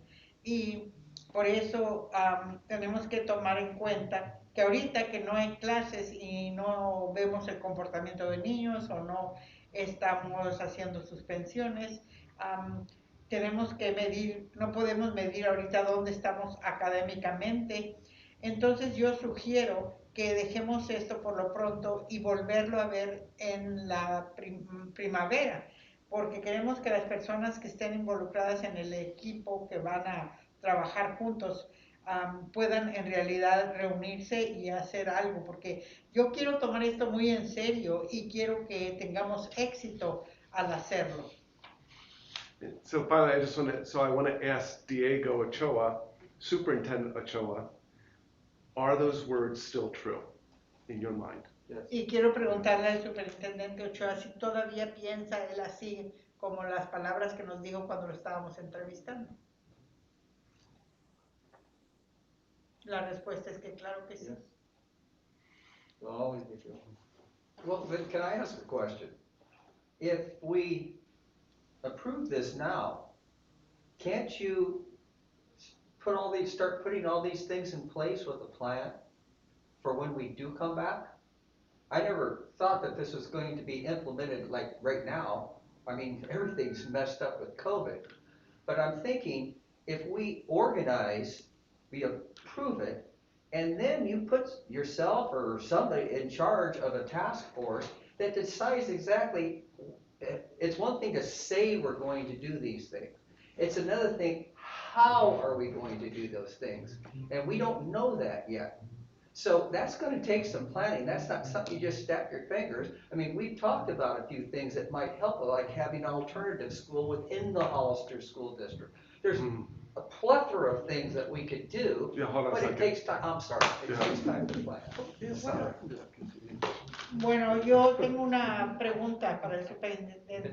Si acaso aprobamos esto ahorita, ¿cómo se va a implementar? Porque yo estaba pensando que podríamos aprobar esto y luego se puede empezar a organizar para ya tenerlo para cuando empecemos otra vez las clases. Porque una de las cosas es decir, queremos hacer esto y la otra es cómo podemos hacerlo. Así que ya sea que lo aprobamos, entonces asigna una persona, ya sea el superintendente o alguna otra persona que va a estar encargada de ver cómo se va a llevar a cabo esto para tenerlo listo cuando las escuelas ya empiecen otra vez después de esto coronavirus. Carla.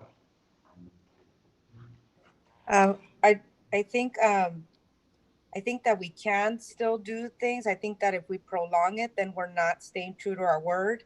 Dismantling school to prison pipeline is not an overnight thing. It's going to take many years, and this is the beginning. And I just want to read one of the statements here, and it says, whereas the district has a long record of disproportionately suspending, expelling, involuntarily transferring, and arresting Black, Latino, and special ed students, thereby involving them in the criminal justice system, while students lose important time from the classroom. And in 2019, foster youth 17.5, there were 17.5, there was 9.7 Black and 9.3 students with disabilities who were suspended at a disproportionately higher rate than other students in Hollister School District. And so even though we're doing COVID, best believe these things are still going on and impacting these students. And best believe if we don't do something, they are going to fall further in the cracks of the school to prison pipeline. And so I would like to hope that and speak to specifically you, our board president Bernowski, that you reconsider because I think this is such an important thing for our students and our community. And I think that people can meet via Zoom. Oh, that's all. People can meet via Zoom. Thank you. Sorry. I know we get carried away. Yo solo quiero decir que no quisiera que se prolongara esto porque poner este programa que queremos poner y el equipo que va a estar involucrado en esto no es algo que se va a hacer de la noche a la mañana, es algo que se va a necesitar años para llevarlo a cabo. Y luego leyó alguna de las partes que está en la resolución, así que después de leerlas, pide al presidente de la Junta Directiva que lo puedan a aprobar para que puedan empezar a trabajar en esto. So to address you, Carla, like I said, I'm supportive of this. My biggest concern is it does not address academics at all and the role that it plays in the outcomes that we want from this. And again, I think that this is a good thing overall, but look, just from a practical point of view, we can form committees. They can't meet, or they can't meet as effectively as they would in a non-COVID-19 world. People will come and go, and this resolution calls for something by February 2021. COVID, I mean, this is something we don't know what the end of COVID is, but I know this, it's not going to be by September. I doubt it's going to be by October. So if we want to solve the problem, I think that it wouldn't be bad to put it off. But I won't vote against it if that's what the board wants. Bueno, yo lo que estaba diciendo, la razón que quería posponerlo es porque ahorita académicamente no sabemos cuáles son los resultados y yo estoy muy a favor, totalmente a favor de esto, pero también quiero ser muy práctico. En mi punto de vista, podemos establecer los comités que van a estar trabajando en esto, pero los comités no pueden reunirse ahorita o no pueden reunirse tan efectivamente como podrían. Y hemos dicho que queremos tener esto para febrero del 2021, pero no sabemos ahorita cuándo vamos a empezar las clases. Esto del coronavirus no sabemos. Sabemos que no se va a ir para septiembre, pero no sabemos cuál será la situación en octubre. Así que esa es la razón que le estaba diciendo, no porque estoy en contra de eso, estoy muy a favor. Pero si las personas quieren llevarlo a cabo, yo no voy a votar en contra de esto ahorita. Are we ready for public comment? ¿Estamos listos para comentarios públicos? Jan, why don't you read one in English, then Diego will read one in Spanish. Okay.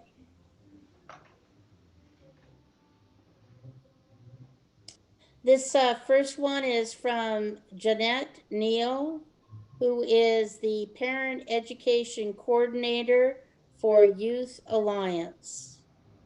Esteemed Hollister School District Board members, there have been many positive changes in our school district. This group of community members that make up the board have been working hard to improve and go beyond what is expected to reach the needs of the school community. You are a bold example for other neighboring districts to acknowledge the harms that the school to prison pipeline has done to our children. I agree with resolution number 4 to dismantle the school to prison pipeline. Our children are not criminals, and I look forward to the plan for restorative and healing practices for students and families. Warm regards.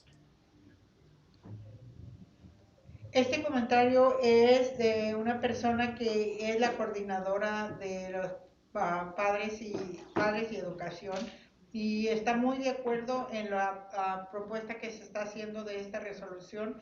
Dice que ha habido muchos cambios positivos en el distrito y están trabajando, poniéndole muchas ganas y piensa que este distrito puede ser un ejemplo para otros distritos deshaciendo este problema que ha habido de los estudiantes que en vez de mejorar terminan yendo a prisión y piensa que sería algo muy bueno para los niños. Esta resolución está totalmente a favor.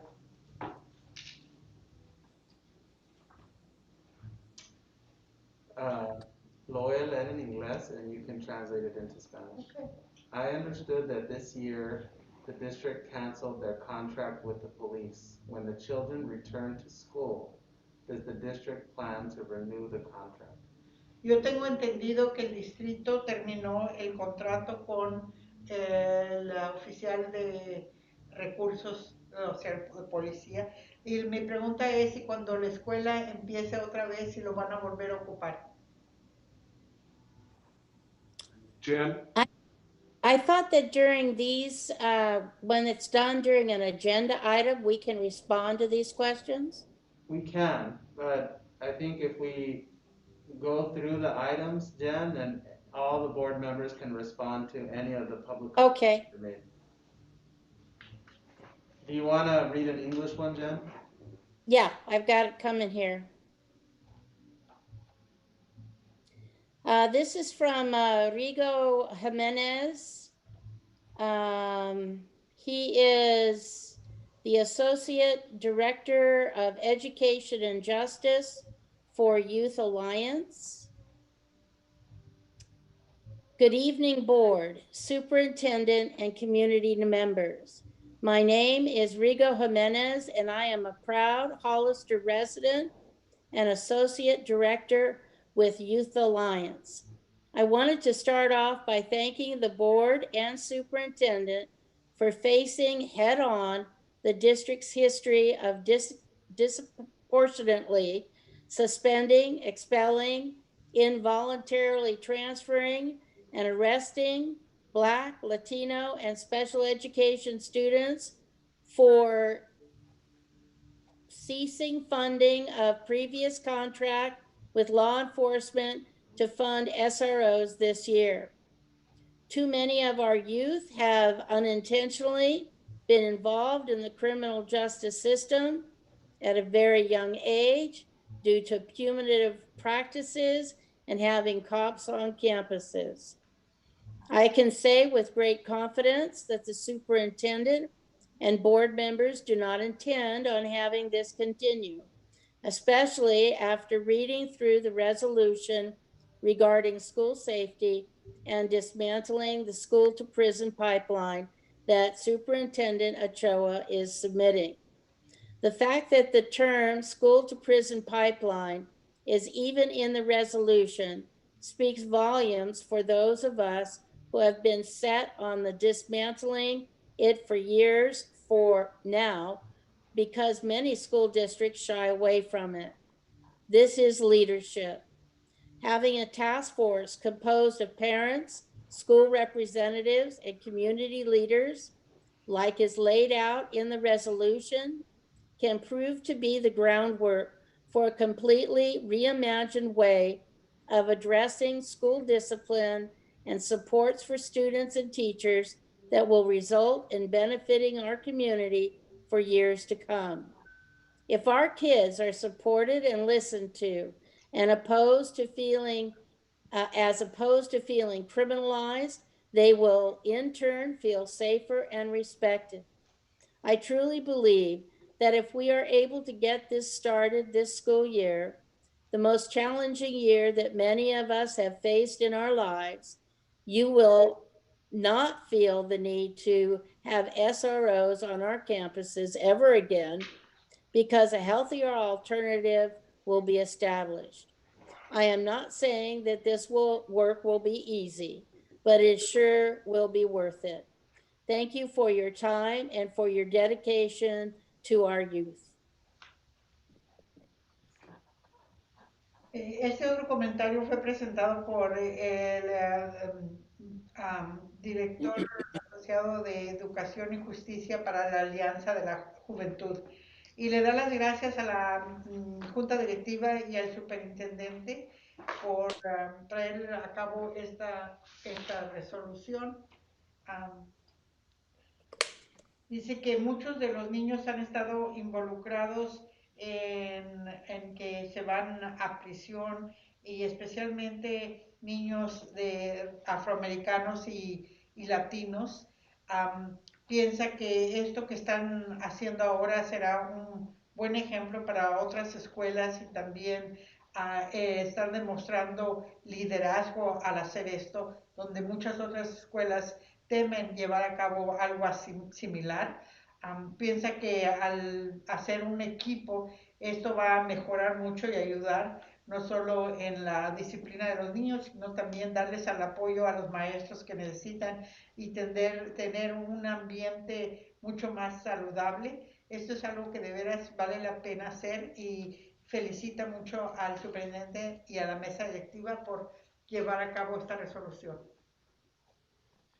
I have a comment from Henry Gonzalez, and it reads, "Hello, good afternoon.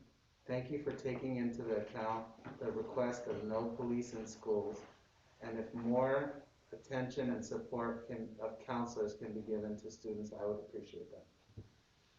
Y el otro comentario es dándole las gracias por no tener un oficial de policía en la escuela y en vez de eso a usar los recursos para ayudar más a los estudiantes y darles el apoyo que necesitan. I have another one.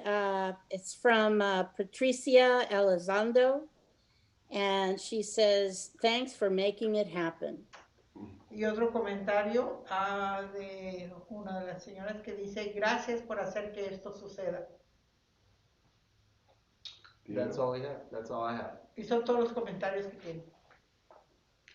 Okay, so at this point, I'll entertain a motion to approve the resolution as written.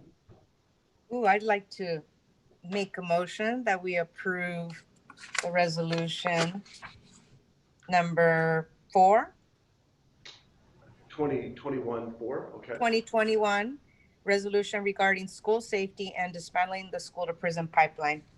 I'd like to. Second, Oh, go ahead, Liz. I'd like to second that. Ok, se hace la moción y la moción también es secundada para aprobar la resolución número 4 del año 2021 tocante a deshacerse de este programa de la escuela, de los estudiantes que van de escuela a prisión. So discussion. Well, I'd like to answer the gentleman, I don't remember his name, about do we intend on bringing them back at a later time? And I want to say that from the beginning, I am not saying that police officers aren't doing a great job. But in my opinion, that job is outside of the school. A school is for learning.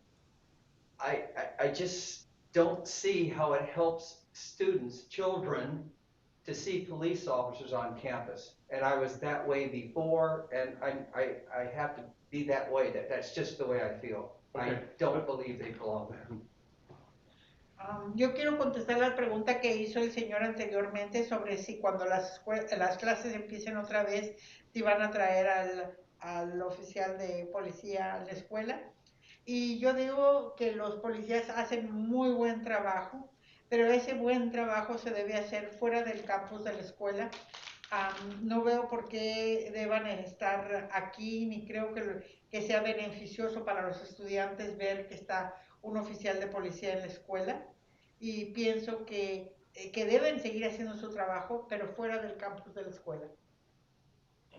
Carla. I just want to thank the people who made public comment, and I want to ask a question that Trustee Bernowski brought up about the providing recommendations to the board by February.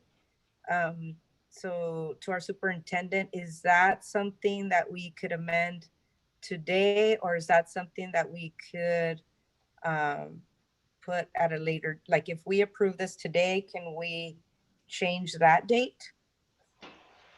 Primeramente quiero darle las gracias a los miembros de la comunidad que llamaron e hicieron sus comentarios. También que tengo una pregunta y la pregunta es que si acaso aprobamos esta resolución hoy y se dijo que teníamos que tener ciertas recomendaciones para febrero. Quiero saber si aprobamos esto hoy, si podemos cambiar esa fecha después. We can always change it, but let me explain why we put it in as February 1st. There's two things that happen that are very important in February. Sí se puede cambiar, pero déjenme explicarles por qué pusimos esa fecha de febrero. Son dos cosas muy importantes que van a suceder. The first thing is we set money aside for the next year. The second thing is we hire new people.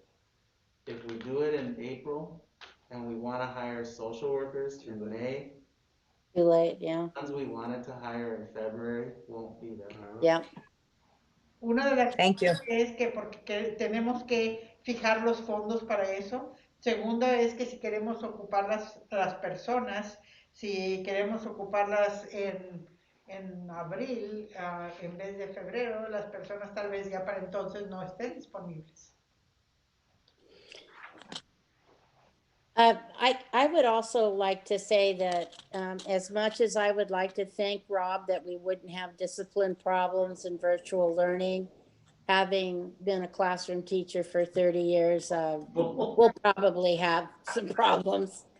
And I think that having this task force go through this now and getting something together with our student study team packet together, I think these two will get together and mesh well, and we'll have a good handle on helping our children. Y yo quiero decir que después de haber sido maestra por más de 30 años, creo que el tener el equipo que va a trabajar en esto, así como también el equipo del SST que se había mencionado anteriormente, trabajando juntos, creo que va a tener va a crear algo muy positivo. So, Jan, just to address your issue, I hear you. I'm just numb to everything right now because we still have not heard from the principals or the teachers about how distance learning is working at all. And we have to spend, in my opinion, we have to spend nearly 100% of our attention. When I say we, I mean, we'll say the school board, but school personnel, on making that work. Anything that dilutes that effort right now, I believe will be harmful to the very children we're expecting or that we want to help through this resolution.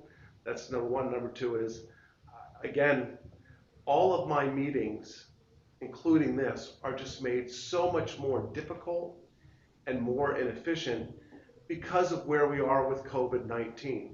But again, I'm supportive of the resolution. I think the timing is off. I'm not going to vote against it. Hold on, Liz. Yo simplemente la razón que estaba proponiendo que lo dejáramos para tratarlo después es porque no hemos escuchado de los directores de las escuelas y los maestros sobre cómo está funcionando este aprendizaje a distancia. Y tenemos que todos, incluyéndonos a nosotros, los de la junta directiva, tenemos que poner 100% de nuestro esfuerzo para asegurarnos que tenemos muy buen éxito y ahorita en eso quiero concentrarme. Pienso que si por alguna razón nos desviamos de esa meta, eso es algo que va a dañar a los niños a los que estamos tratando de ayudar con esta resolución. Mis juntas que tengo, mis reuniones, todas, no nada solo esto, todas las reuniones, siento yo que no son tan efectivas como podrían ser a consecuencia de este coronavirus que no nos permite reunirnos todos. Y esa es la única razón. Como dije anteriormente, yo no votaría en contra de esto, es simplemente que mi enfoque ahorita es más bien asegurarnos que el aprendizaje a distancia está teniendo el éxito que queremos que tenga. Elizabeth, Liz. Working at the high school, for me, working with, our students directly they're in crisis now. A lot of our kids, because of the COVID, are dealing with a lot of things, and they've been dealing with those things pretty much on their own. And so we just had a meeting with Youth Alliance and trying to figure out how to best serve these kids. And so to me, I'm with Carla. We need to move as quickly as possible to reinforce this as a board and give our staff the needed support that they need in bringing in Youth Alliance or the people that are the experts in this and knowing, helping guide us as well, and being, inclusive in these task forces is crucial, because if we can do it now and establish something now with with all these entities and our parent groups, we're just going to be that much stronger when we come back and be actually physically present for one another, and for our kids. But I really think as a board, reinforcing it at our level just puts the strongest message out through our district that we are going to make this happen. Bueno, yo trabajando en el high school, he visto ahorita, cuando nos hemos reunido, que los estudiantes ya están pasando por una crisis ahorita a consecuencia de este coronavirus y no tal vez están recibiendo la ayuda que necesitan.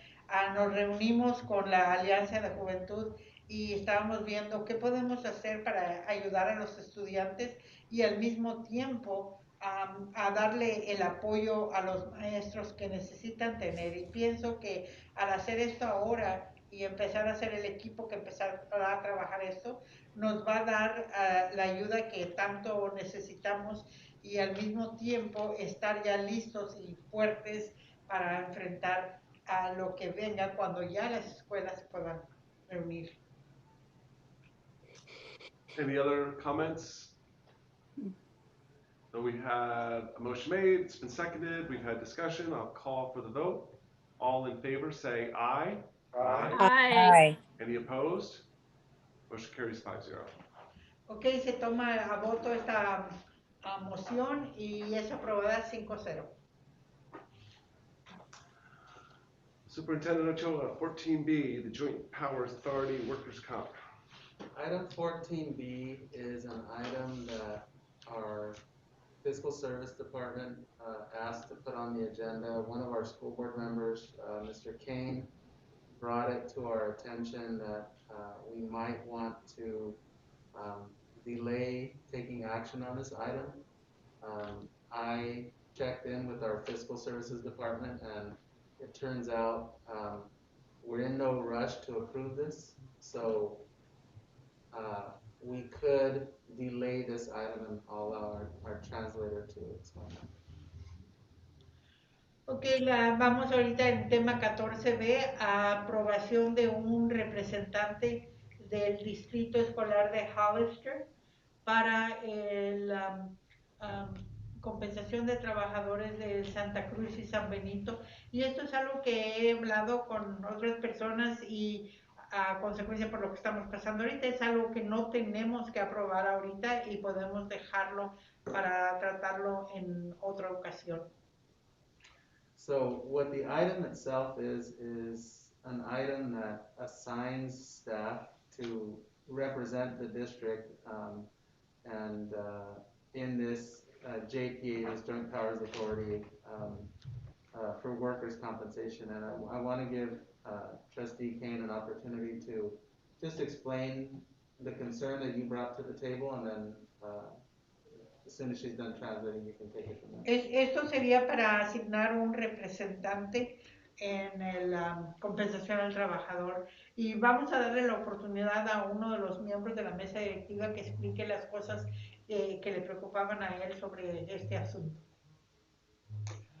Well, this issue has gone on for a number of years.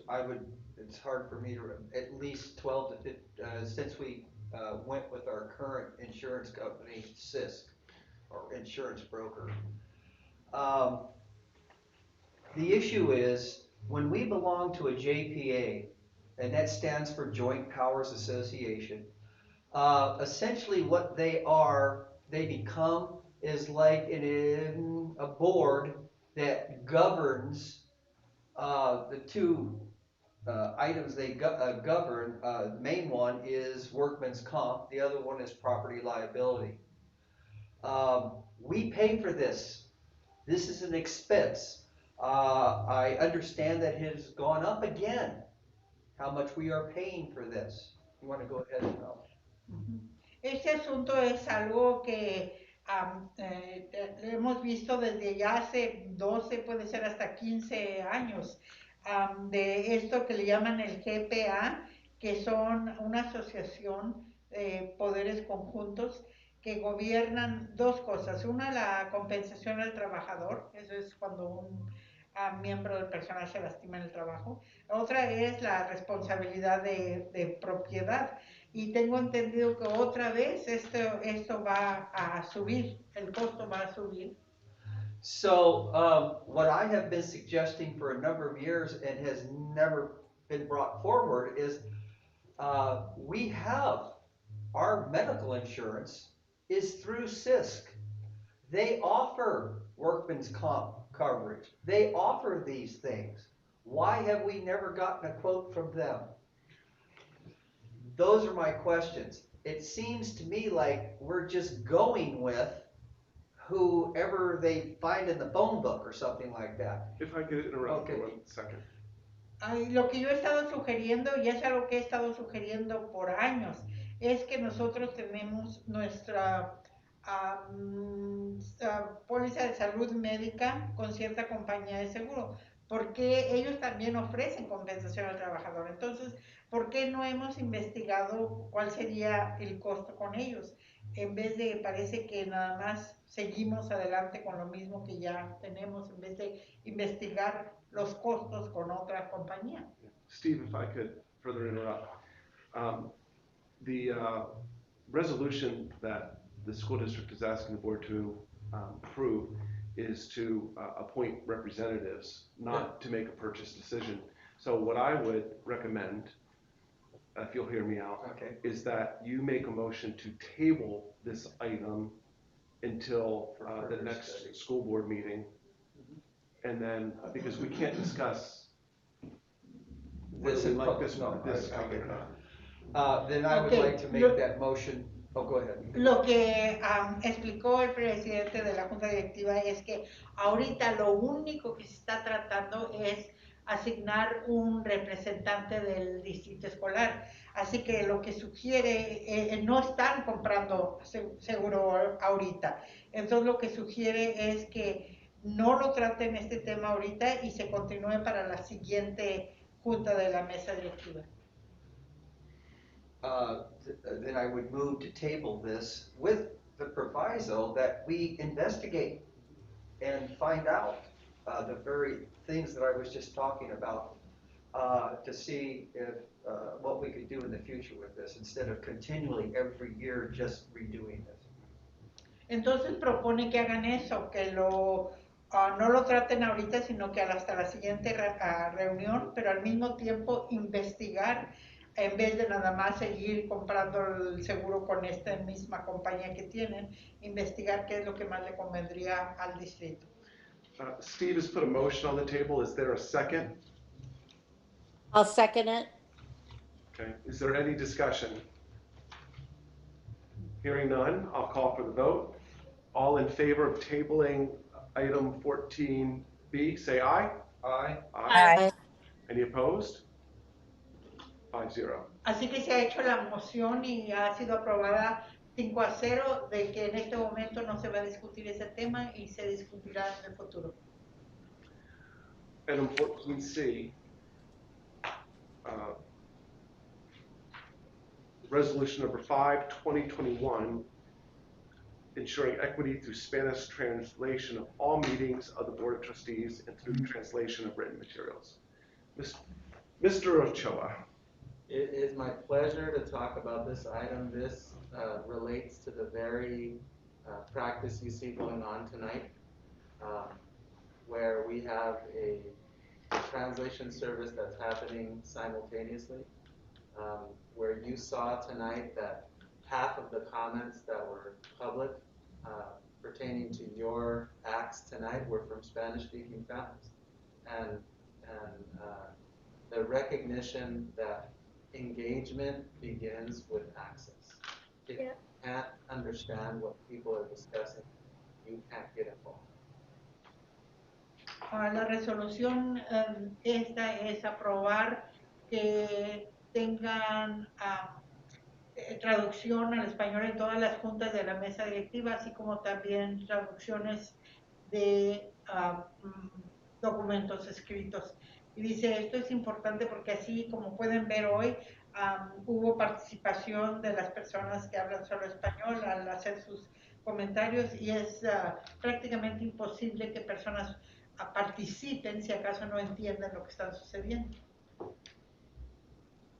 So the resolution is a public proclamation that this board values the engagement of our Spanish-speaking families, and that we acknowledge that the meetings of this board are very important to the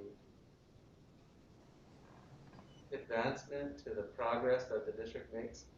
And when anything district level takes place, we translate it into Spanish, and we verbally translate meetings into Spanish. And with that, I'll turn it over to the board for any questions.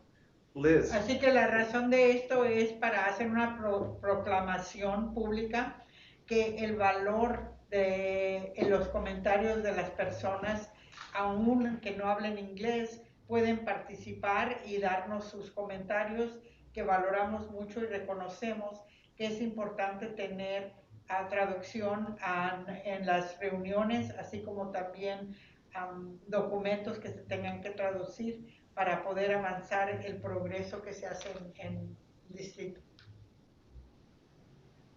Liz?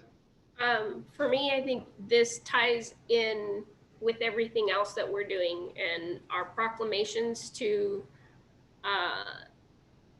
as a board, as a superintendent, Mr. Ochoa, you're the first in this county to make this proclamation to ensure that everyone, especially as important as board meetings are, and the things that are happening and the things that are being voted on are understood by everyone in our district, not just the English speaking community.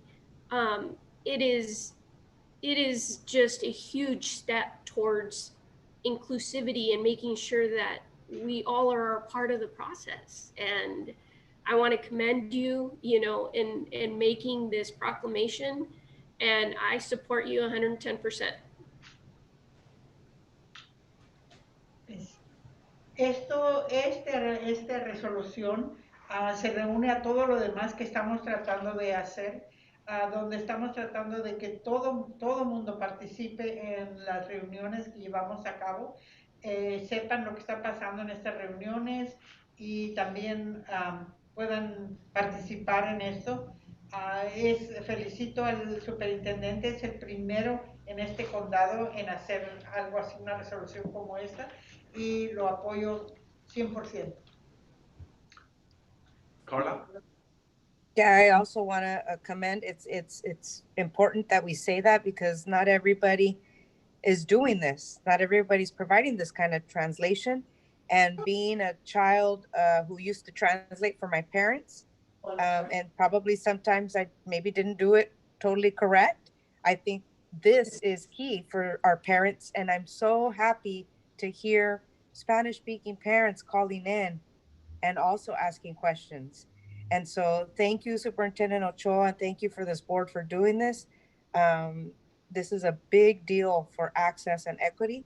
Y si me permite, señora, quiero decir nomás a las familias que gracias porque estén llamando y poniendo atención a lo que es importante para sus hijos, porque cuando los padres ponen atención a la educación de sus hijos, los hijos ponen más atención. So, gracias. Y quiero también dar las gracias al superintendente por esto que es tan importante y es algo clave para los padres y me da mucho gusto escuchar que los padres participen y llamen, hagan sus preguntas, su comentario y que tengan acceso a lo que está sucediendo aquí en el distrito escolar. I do have a question though for the superintendent. Is there a way that through technology, eventually that we could at least get it simultaneously translated, or is that too far out? This is the interpreter speaking. I actually emailed the superintendent this morning, letting him know that Zoom does offer this service of being able to do simultaneous interpreting. And Wow. actually, you can have 5 interpreters in 5 different languages at the same time. Wow. Oh, So the superintendent immediately notified the IT person here already looking into that. I understand that there's um, uh, a charge for it, but yeah. it's also a discount for for the school. School districts, And I'm hoping. other school districts were already doing that, where we're doing simultaneous interpretation. And Chular School District said that for a small fee, they will help you do that. Well, we don't want to take your job away, but I mean, I was thinking you could type in somehow. Thank you. It's with it, what this resolution does is it tells every parent, this is a guarantee. Yes. This is not a one-time thing. This is the new plan. So we think that by the regular board meeting of September, we'll be able to have simultaneous translation. I hope you're planning on retiring here.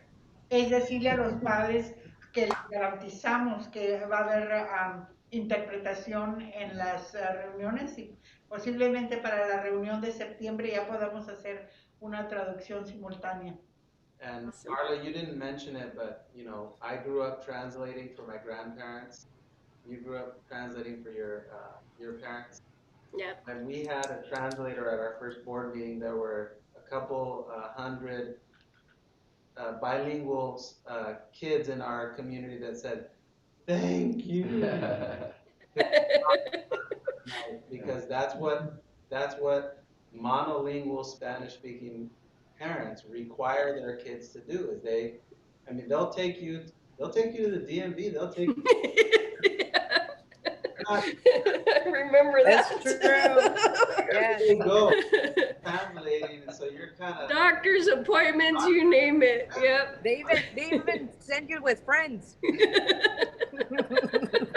Está hecho es porque una de las miembros de la junta directiva dijo que ella le interpretaba a sus padres y el superintendente dice que sí, él también, él le interpretaba a sus abuelos y es algo que los padres esperan que sus hijos hagan. En una de las reuniones que él tuvo y tuvieron interpretación, los niños fueron los que agradecieron eso porque no tenían ellos que ser los que le interpretaran a sus padres. Y los padres llevan a sus niños a todas partes, al departamento de vehículos, a alguna reunión que tengan con un abogado o a donde quiera que vayan, que van a saber que necesitan traducción, llevan a sus hijos para que les ayuden. So I'll entertain a motion to approve this resolution. Whoever does it, please say its number completely. I'll move to approve resolution number 520-21, ensuing equity through Spanish translation of all meetings of the Board of Trustees and through translation of written materials.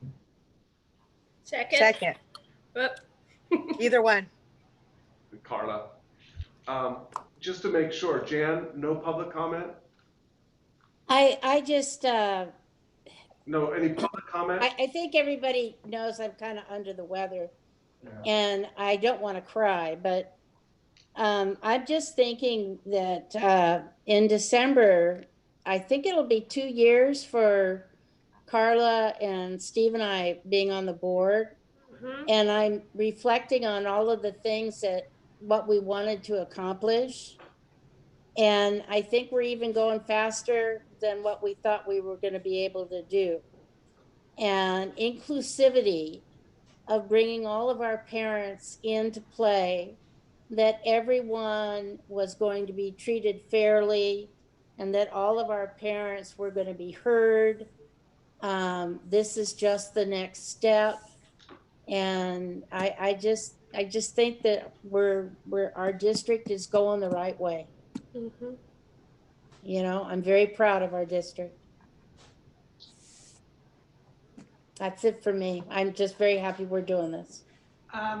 Ella dice que está muy contenta de lo que estamos haciendo porque desde que entraron a la junta directiva, ella y los otros dos miembros, que va a ser 2 años en diciembre, tenían ciertas metas y le da gusto ver que esas metas con las que ellas empezaron se están llevando a cabo. Así que dice, no quiero llorar por esto, pero sí estoy muy contenta, muy satisfecha de que las metas que teníamos desde un principio las vemos que se están llevando a cabo.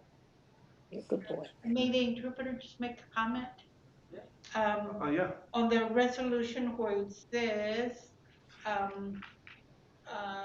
ensuring equity through Spanish translation, it should really be Spanish interpretation. Correct. That's a good point. Very well done. I know people That's a very confuse good and point. they say translation for everything. That's a very good point. Translation is the translation of documents and Correct. oral interpretation. Is So interpretation. Carla, if you Correct. withdraw your I made the motion. second, Okay. Oh, that's right. withdraw your second, he can withdraw his first to amend that resolution just for that change. Okay, I withdraw. Okay. Well, it actually should say both, because there should be a translation and You're right. interpretation, because we You're will right, Liz. ensure that documents are translated both Right. in Spanish, and interpretation is also ensured at meetings. Thank you, Liz. Yes. Oh, you withdraw now, you missed it. I will amend it by resolution number 5, 20-21, ensuring equity through Spanish translation and No, interpretation. don't I want to do interpretation and translation both? Yes. Yeah, I want both of those words in there. You want, Spanish but the first one should be translation interpret. and you want interpretation first and then translation? Because we have to have both. One's Yes, verbal, one's and written. it is further down, it says translation of written material, which is correct. Correct. So Okay, we so already just- have that. We already have that, so we're just changing it to interpretation. So Spanish interpretation. Mhm. Okay. Resolution number 5, 20-21, ensuring equity through Spanish interpretation of all meetings of the Board of Trustees and through translation of written material. Is there a second? Second. Any discussion? I would also like to add, everything Jan and Carla have said is absolutely true. It does make me well up a little bit too, because these are the very things that we ran on and we said we were going to do. And when you say you're going to do something, you do it. And that makes me very happy. Y yo quiero añadir a lo que dijeron las otras dos miembros de la mesa directiva, porque cuando nos postergamos para este puesto, eso fue lo que dijimos que íbamos a hacer. Así que me da mucho gusto ver que estamos cumpliendo lo que prometimos hacer. Any further discussion? Hearing none, I'll call for the vote. All in favor say aye. Aye. Aye. Aye. Any opposed? Motion carries 5-0. On item 14D, campus reopening timelines.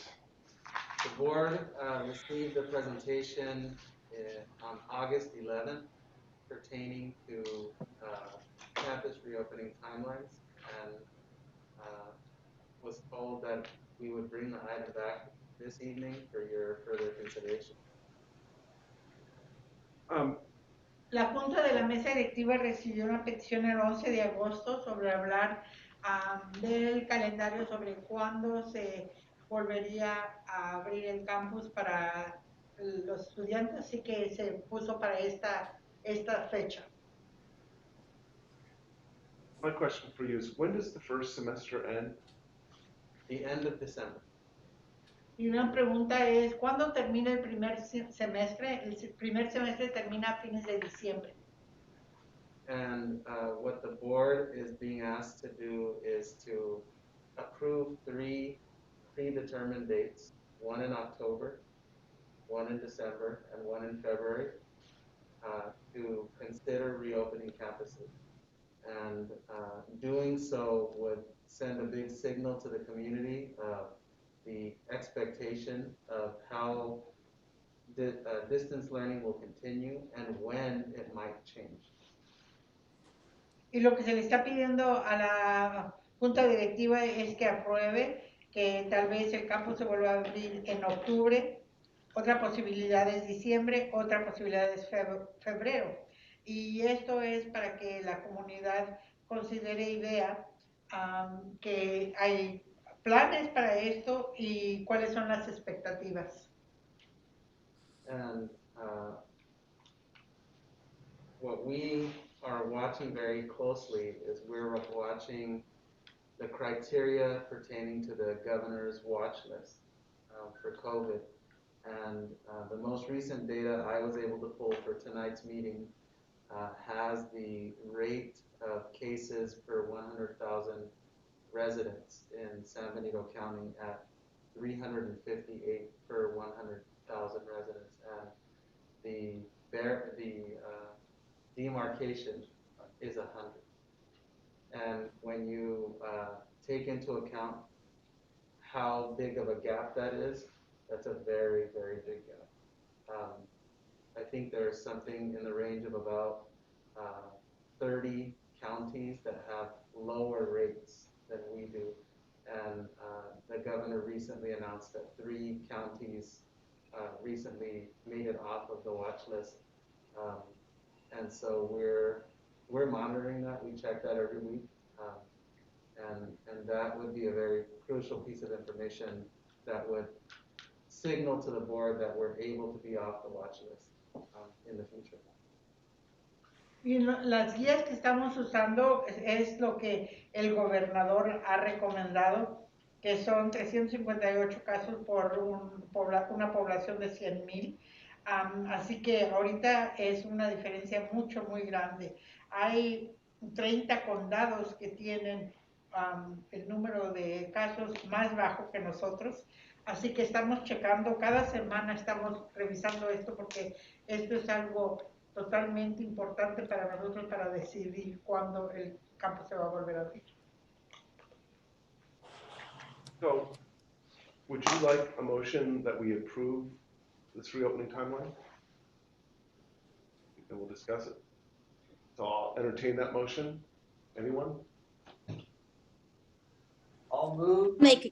I'll second. Well, I haven't finished, but I move, Okay. for the approval of campus reopening timelines for 2020-21. Así que se hace la moción para aprobar el tiempo que tienen para volver a abrir el campus para el año escolar 2021. Carla. I just want to make sure that, just for our sake and the public's sake, that we just review that doesn't mean that just because we get off the watch list that we automatically go back to school. And then, so that's a question. And how long, because I know San Francisco got off, but they are still cautious. How long do you have to be off the watch list to feel, per public health? What are they saying, Superintendent Ochoa? Así que el comentario fue primero que no simple por el hecho de que ya no están en la lista crucial quiere decir que pueden seguir adelante, sino más bien la pregunta es cuánto tiempo tienen que estar fuera de esa lista que están revisando para poder seguir llevar a cabo las clases. Right now, what they're saying, Trustee Torres de Luna, is that when your county is no longer on their watch list, you are eligible to reopen schools. Almost every county has adopted reopening guidelines, and our county is no different. I definitely want to thank our county superintendent, Crystal Lamanto. She did an awesome job of coordinating with our public health officials and really leading us into adopting a countywide reopening set of guidelines. But I think this board talked about a couple of weeks ago the real concern about us getting off the watch list and then reopening campuses, having any kind of outbreak, having to reclose one or more campuses, and then we lose a lot of trust with the community because we're telling people we're reopening and then we have to close again, and it isn't the right time to do that. So I think I share that concern with you, Carla, where it's when we're ready, we're ready. We feel confident about it, and when we reach that point, I think there will be a variety of factors, one of which is the overall number of, or percentage of cases per, a number of cases per 100,000, but also the readiness for the reopening in terms of the public health at the time, because if this happens in the middle of December, it might not be a great time to reopen, considering the similarity of the symptoms pertaining to the common flu and pertaining to coronavirus, because one of the criteria for kids to miss school when we reopen is if they have symptoms that are coronavirus related, and if that's the case, we might reopen and have to have 25% of the kids at home because their symptoms are similar to coronavirus, which would defeat the purpose of reopening.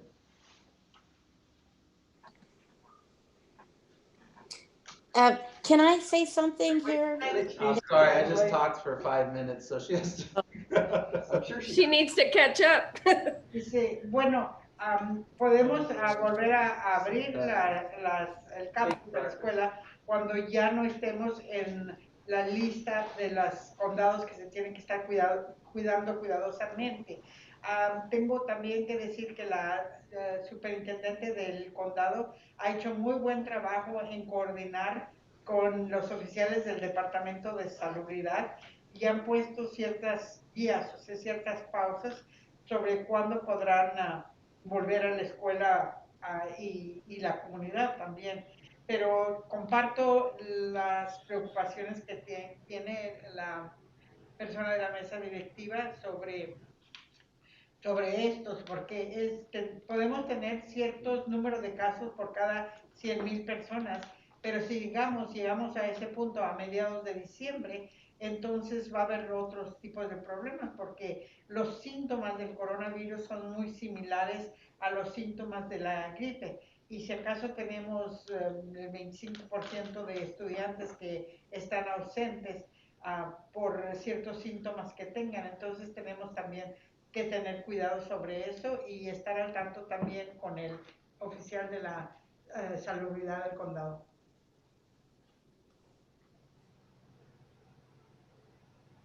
Anybody else? Yeah, I would like to say something. One of the things that I think is, especially here in California right now, is the testing time, the lag between getting tested and then getting your results. And frankly, until we get something where there's like at least maybe a 2-day or a 1-day turnaround time, I don't see us, if we opened up and it still takes 4 days to get a test result, I just see nothing but chaos. You know, we don't know what's going on. How do we know? And here a kid is going to lose a week of school. And Hold on, Jeff. Sí, lo que estamos viendo aquí, no solo localmente, sino en toda California, es sobre el tiempo que se tardan para dar los resultados después de que se ha hecho la prueba. A veces tardan días y Eso a mí me gustaría ver que se tardaran 2 días o un día, porque se están tratando más de 4 días y luego volvemos a abrir el campus, entonces me preocupa lo que pueda suceder entre medio de ese tiempo.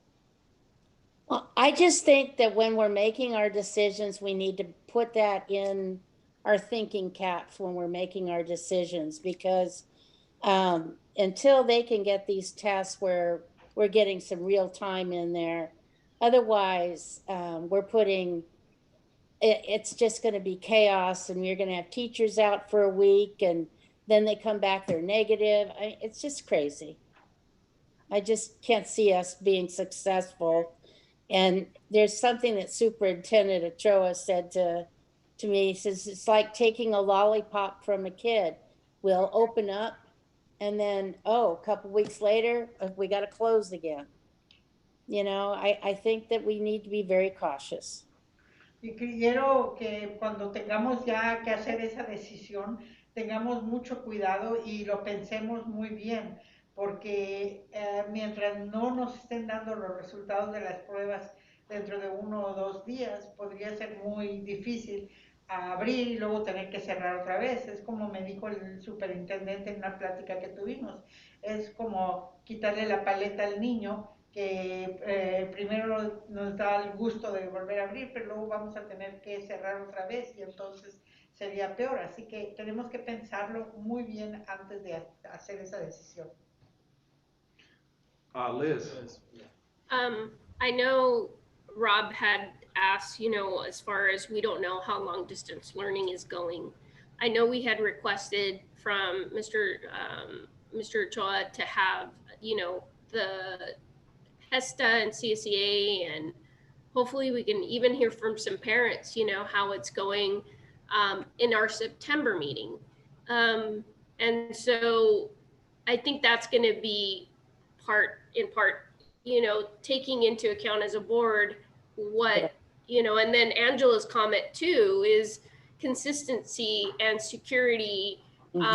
We all want our kids back to normalcy. I don't think a single one of us that would want them in, if we could snap our fingers and make this go away, we would. But, us being cautious and having every single person's health in our hands, all of our employees and our children, I'd rather us be cautious. I value each and every life.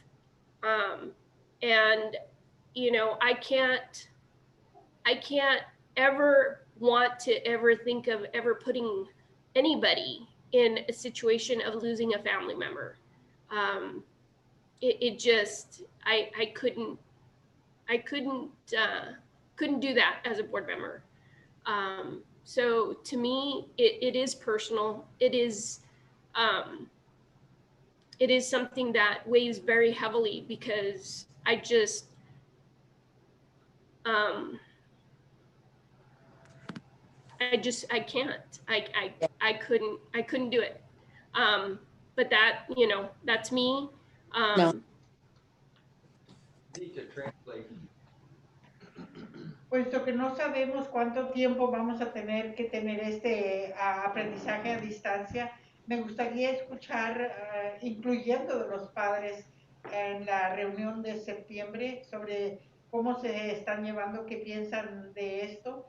Queremos todos, no hay una persona que no pueda decir que no quiere que los niños regresen a lo que es la situación normal, pero tenemos que tener mucho cuidado con la salud no solo de nuestro personal, también de los niños, que tenemos la vida de ellos en nuestras manos. Y yo valoro mucho la vida de las personas y no podría hacer una decisión que vaya a afectar a las personas. Por eso es que pienso que tenemos que tener mucho cuidado y tomar nuestras precauciones antes de hacer esa decisión. Sí. I listened to what Angela said earlier, the president of HESTA, and the idea of opening up or putting this off for the end of the semester. made sense to me before.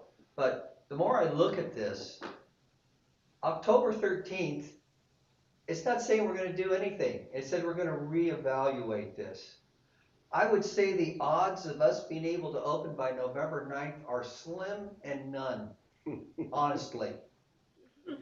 But you never know. You just don't know. I would say this meeting on October 13th would last about a minute because I don't think the situation is going to change any.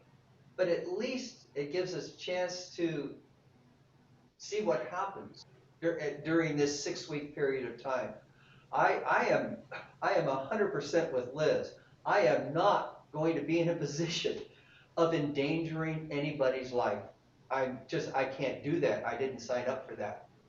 But having this timeline to me is not a bad thing because at least it lets us keep revisiting this and not just forget about it for 6 months or whatever. That's my comment.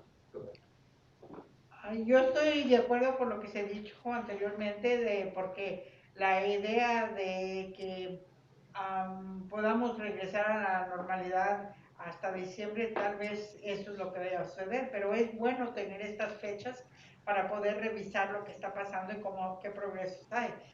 Yo pienso que que la fecha del 13 de octubre, nada va a pasar, todo va a seguir igual, pero del 9 de noviembre muy poca posibilidad a ninguna, pero cuando menos tener estas fechas nos da la posibilidad de revisar y ver qué es lo que está pasando, porque igualmente yo también no quiero tener la vida de las personas en mis manos, valoro mucho la vida de las personas, pero creo que teniendo estas fechas nos ayuda a repasar lo que está pasando.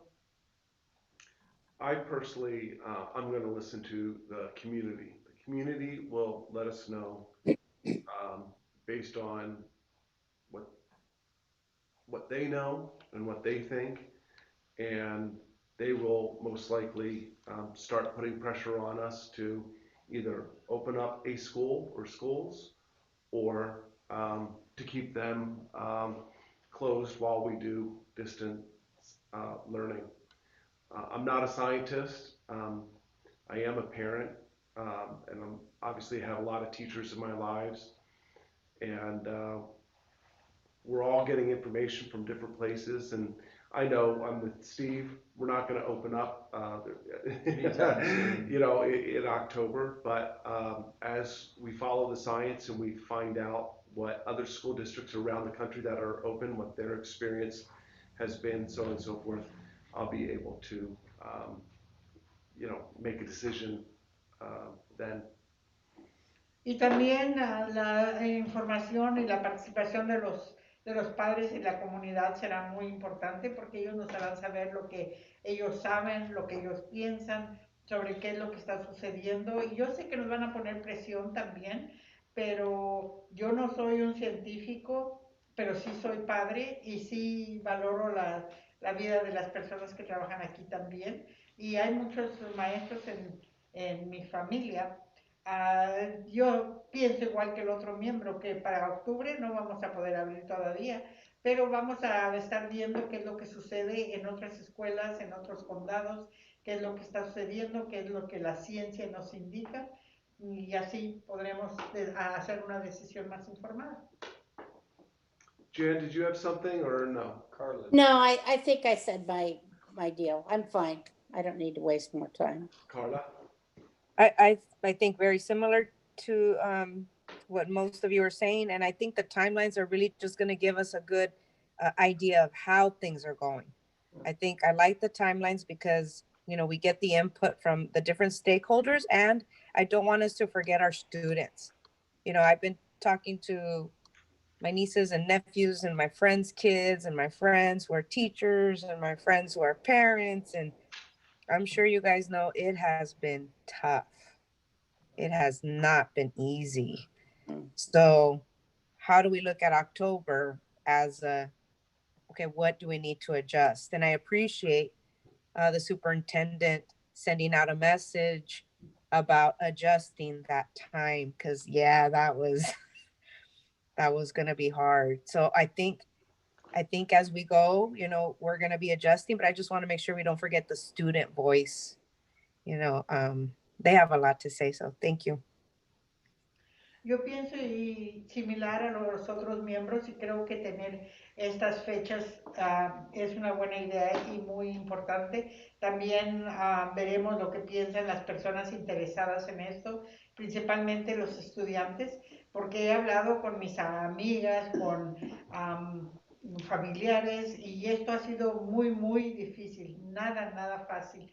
Pero veremos cómo están las cosas en octubre y luego tendremos que ajustar el tiempo tomando en cuenta todas las personas que puedan participar en esta decisión, incluyendo los estudiantes, porque la voz de ellos también es muy importante. And then just one more thing about public pressure. I think the public pressure we're going to receive is actually the opposite, considering that most of the people, the biggest employer is the Hollister School District. And so I think we've heard from a lot of our teachers and staff that they're like, no, we don't want to go back yet. So I think the pressure is good. What I've seen is the opposite, actually. So I think it's good we're being cautious. Y también la presión pública, pues yo creo que es lo contrario, porque yo creo que los maestros y el personal nos han dicho que todavía no quieren regresar. Así que yo creo que la presión pública va a ser tal vez lo contrario.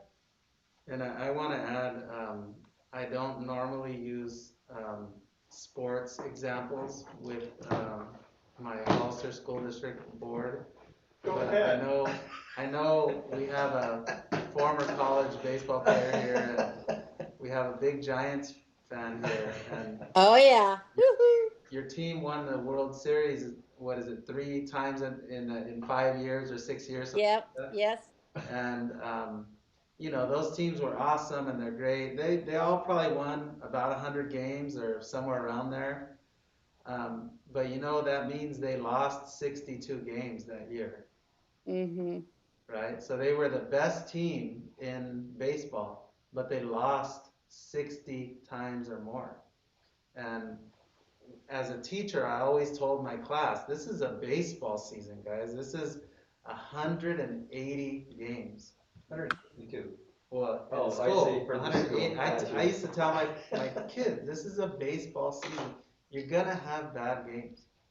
So what we try to do is we try to watch what we're doing and think about what we're doing and listen to all those assistant coaches, which is all of our teachers and all of our parents who are telling us, hey, 4.5 hours is too long to be on something straight. Okay, well, let's adjust. So for 5 days, we're going to try some things here. And then maybe in a month, we're trying something just a little bit different, but we're always adjusting because education, every year in education is like a baseball season. You always learn from a loss. Y el presidente está comparando a la escuela un equipo de deporte que no todo el tiempo se ganan todos los juegos, aunque sean campeones, hay ciertos juegos que pierden. Igualmente en la escuela vamos a verlo como igual, un juego que se gana y se pierde. Vamos a estar viendo cuidadosamente todo lo que se haga, escuchando de los padres, de los maestros, y vamos a hacer ajustes. Esos ajustes serán basados en lo que estamos viendo de lo que se logra bien y lo que no tan bien, y los ajustes necesarios se llevarán a cabo. Is there any other comment? Hearing none, Comentario. I'll call for the vote. All in favor say aye. Aye. Aye. Aye. Any opposed? Motion carries 5-0. Que se aprueba la moción 5-0 de aprobar las fechas que están indicadas. Elizabeth, any report? I have no board report at this time. Carla, any report? Yeah, I do want to let you all know that I was invited by LULAC to attend a workshop about a couple of weeks ago before the fires got really bad. And the workshop was with some young students from high school and some young LULAC youth. And it was the first day was mental health. The second day was supposed to be environmental science, and the third was cultural. Well, we've only been able to have one, but the one we did have it was done very well, social distancing and everything. But I just felt really proud to be invited to that and to be a part of that. Good. Nada más quiere mencionar que fue invitada por LULAC a unos talleres que iban a tener para los jóvenes. Esto fue antes de los incendios.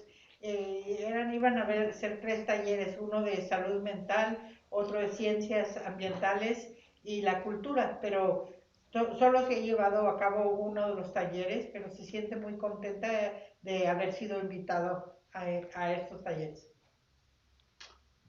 Jan, any board report? Well, I guess I would like to comment about the distance learning in the for special day class. I kind of gave a little bit about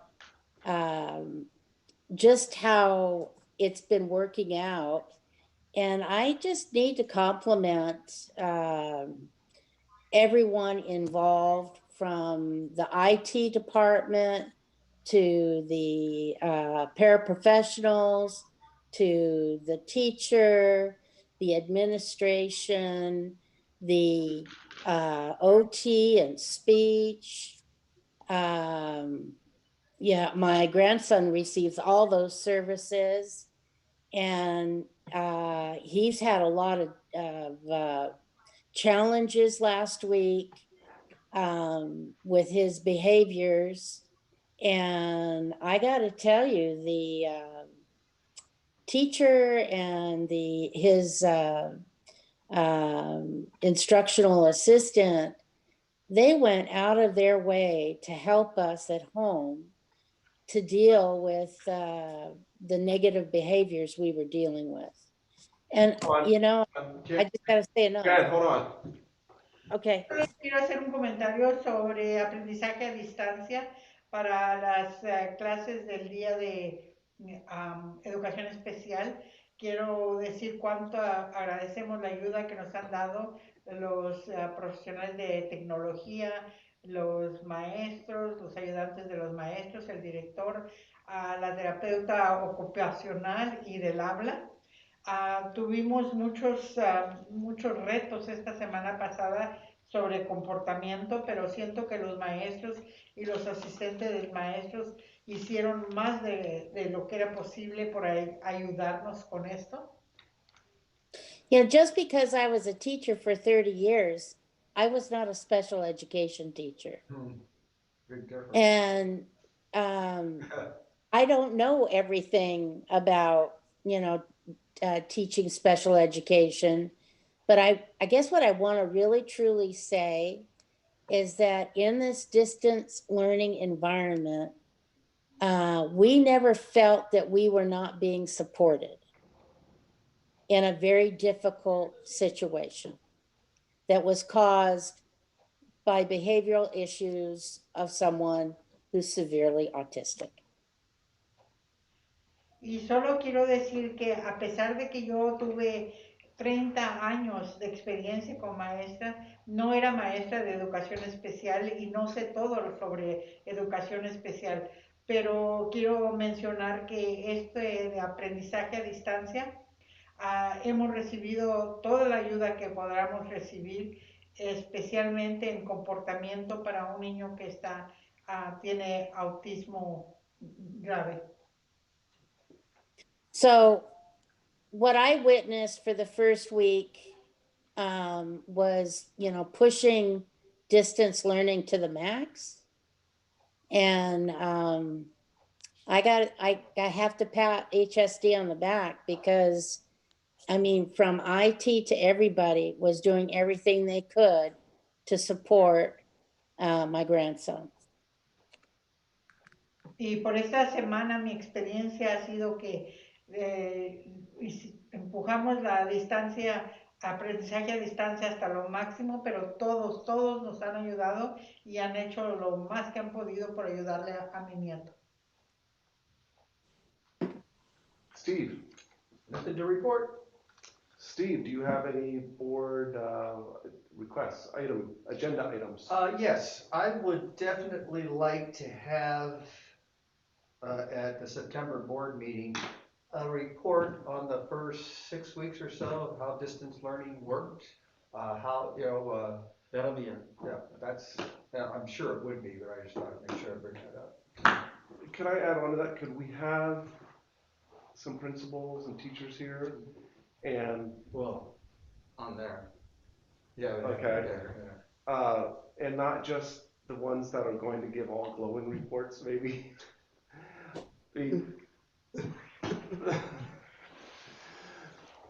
Así que para los asuntos de tratar en la Junta de septiembre se pide que haya un informe sobre aprendizaje a distancia en estos últimos 6 semanas y tal vez algunos maestros o directores pueden dar un informe sobre cómo les ha ido y cómo se ha llevado a cabo. And we'll also have the workers' comp. Well, that's decision. because we tabled it, right? We'll have more information is what I'm hoping for. Okay. Y también más información sobre el seguro de compensación al trabajador. Okay. Carla, down in the lower right, any board agenda item request? Yes, I'm wondering if we can get a report and maybe discuss. So I don't know if these are two separate things, but about our fields, our soccer fields at each of our schools, progress on repairing them, and can we also talk about potential use of them by the public? I think some of you have also gotten emails from some folks from the community just asking when we're able to have the public use our fields. And regardless of how we feel, I think we owe it to the public to at least look at that, pros and cons, Yep. and get a report about that. Sí, yo quisiera que para la siguiente junta poder recibir un informe y tal vez también discusión sobre los campos para jugar el soccer, el posible uso que pueden tener por el público. Yo sé que nos han estado preguntando sobre eso y tal vez podamos discutir las ventajas y desventajas. Oh, should I add not just the soccer fields, but like our fields in general? Like the softball fields and things? Softball, soccer, yeah, our sports facilities then, right? Yeah.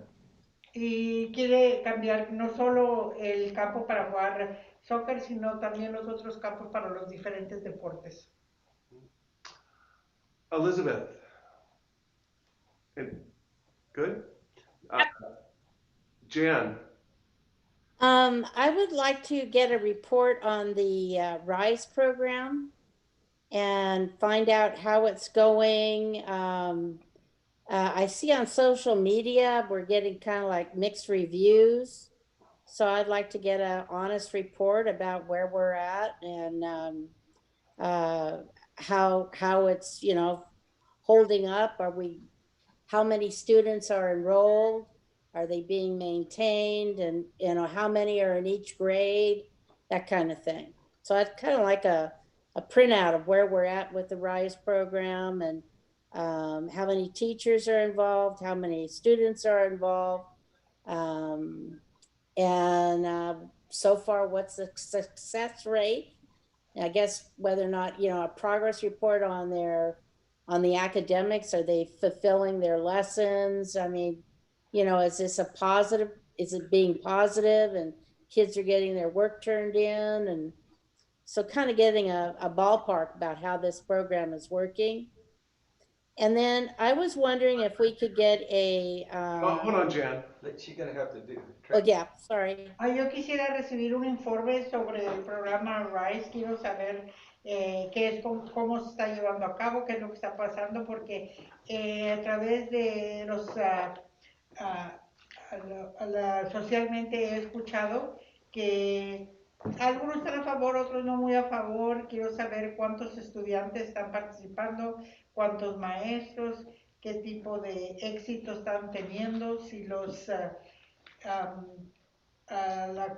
medios académicos, qué está pasando, si son positivos, si los niños están entregando su trabajo. Quiero saberlo, no solo lo que está ocurriendo, de lo que escucho a través de socialmente, sino que lo que en realidad está pasando, si me dan un informe sobre eso. And then I was wondering if we could get just an information report monthly on how we're doing on attendance, Diego, like a monthly report, just how we're doing on attendance, and how we're doing on follow throughs, because I think some of the problems we've had some technology issues, and then are we having to go and visit homes, how's that working out with attendance? And then my trees, what's happening with the trees? With the trees. What's happening with the what? The trees. Trees. Oh, okay. Branches. También me gustaría recibir un informe sobre asistencia a estudiantes, un informe mensual, y luego qué es lo que se está haciendo también sobre los problemas tecnológicos, si están haciendo visitas a casa, y también quiero saber qué es lo que está pasando con los árboles. All right. Well, I'm very pleased that everything that I had on my list, save one, was mentioned by other people. But what I'd like to add to that is we need a cash report, I think, for every single school board meeting. I don't understand how we're paying for a lot of things. Todo lo que yo quería que discutiéramos ya lo han mencionado algunos otros miembros. Lo único es que quisiera un informe financiero. Es algo que yo creo debemos tener en cada reunión. Nada más quiero saber cómo estamos pagando por las cosas que necesitamos pagar. And then I'd like to say, the next regular meeting of the Board of Trustees is scheduled for September 22nd. Yeah. There being no other business before the board, except to thank our wonderful interpreter. Así que la siguiente reunión se llevará a cabo el 22 de septiembre y no habiendo ninguna otra cosa, también le da las gracias al intérprete. I will entertain a motion to adjourn the meeting at 9:08. So moved. Second. Do you all know that's the first time we haven't had 2 meetings since March? Hey, it's early. It's early. I'll call for the vote. Knock on wood. I'll call for the vote. All in favor, say aye. Aye. Aye. Any opposed? Motion carries. Ok, la reunión se termina a las 9:08. Steve, did you see that kid from the? All right. Good night, everyone. Which Good one? night. Yeah. That guy's an athlete. He's more than just a baseball player. That was quite an athletic move. What'd you think about the homer? Oh, how far they went? No, the way he got kind of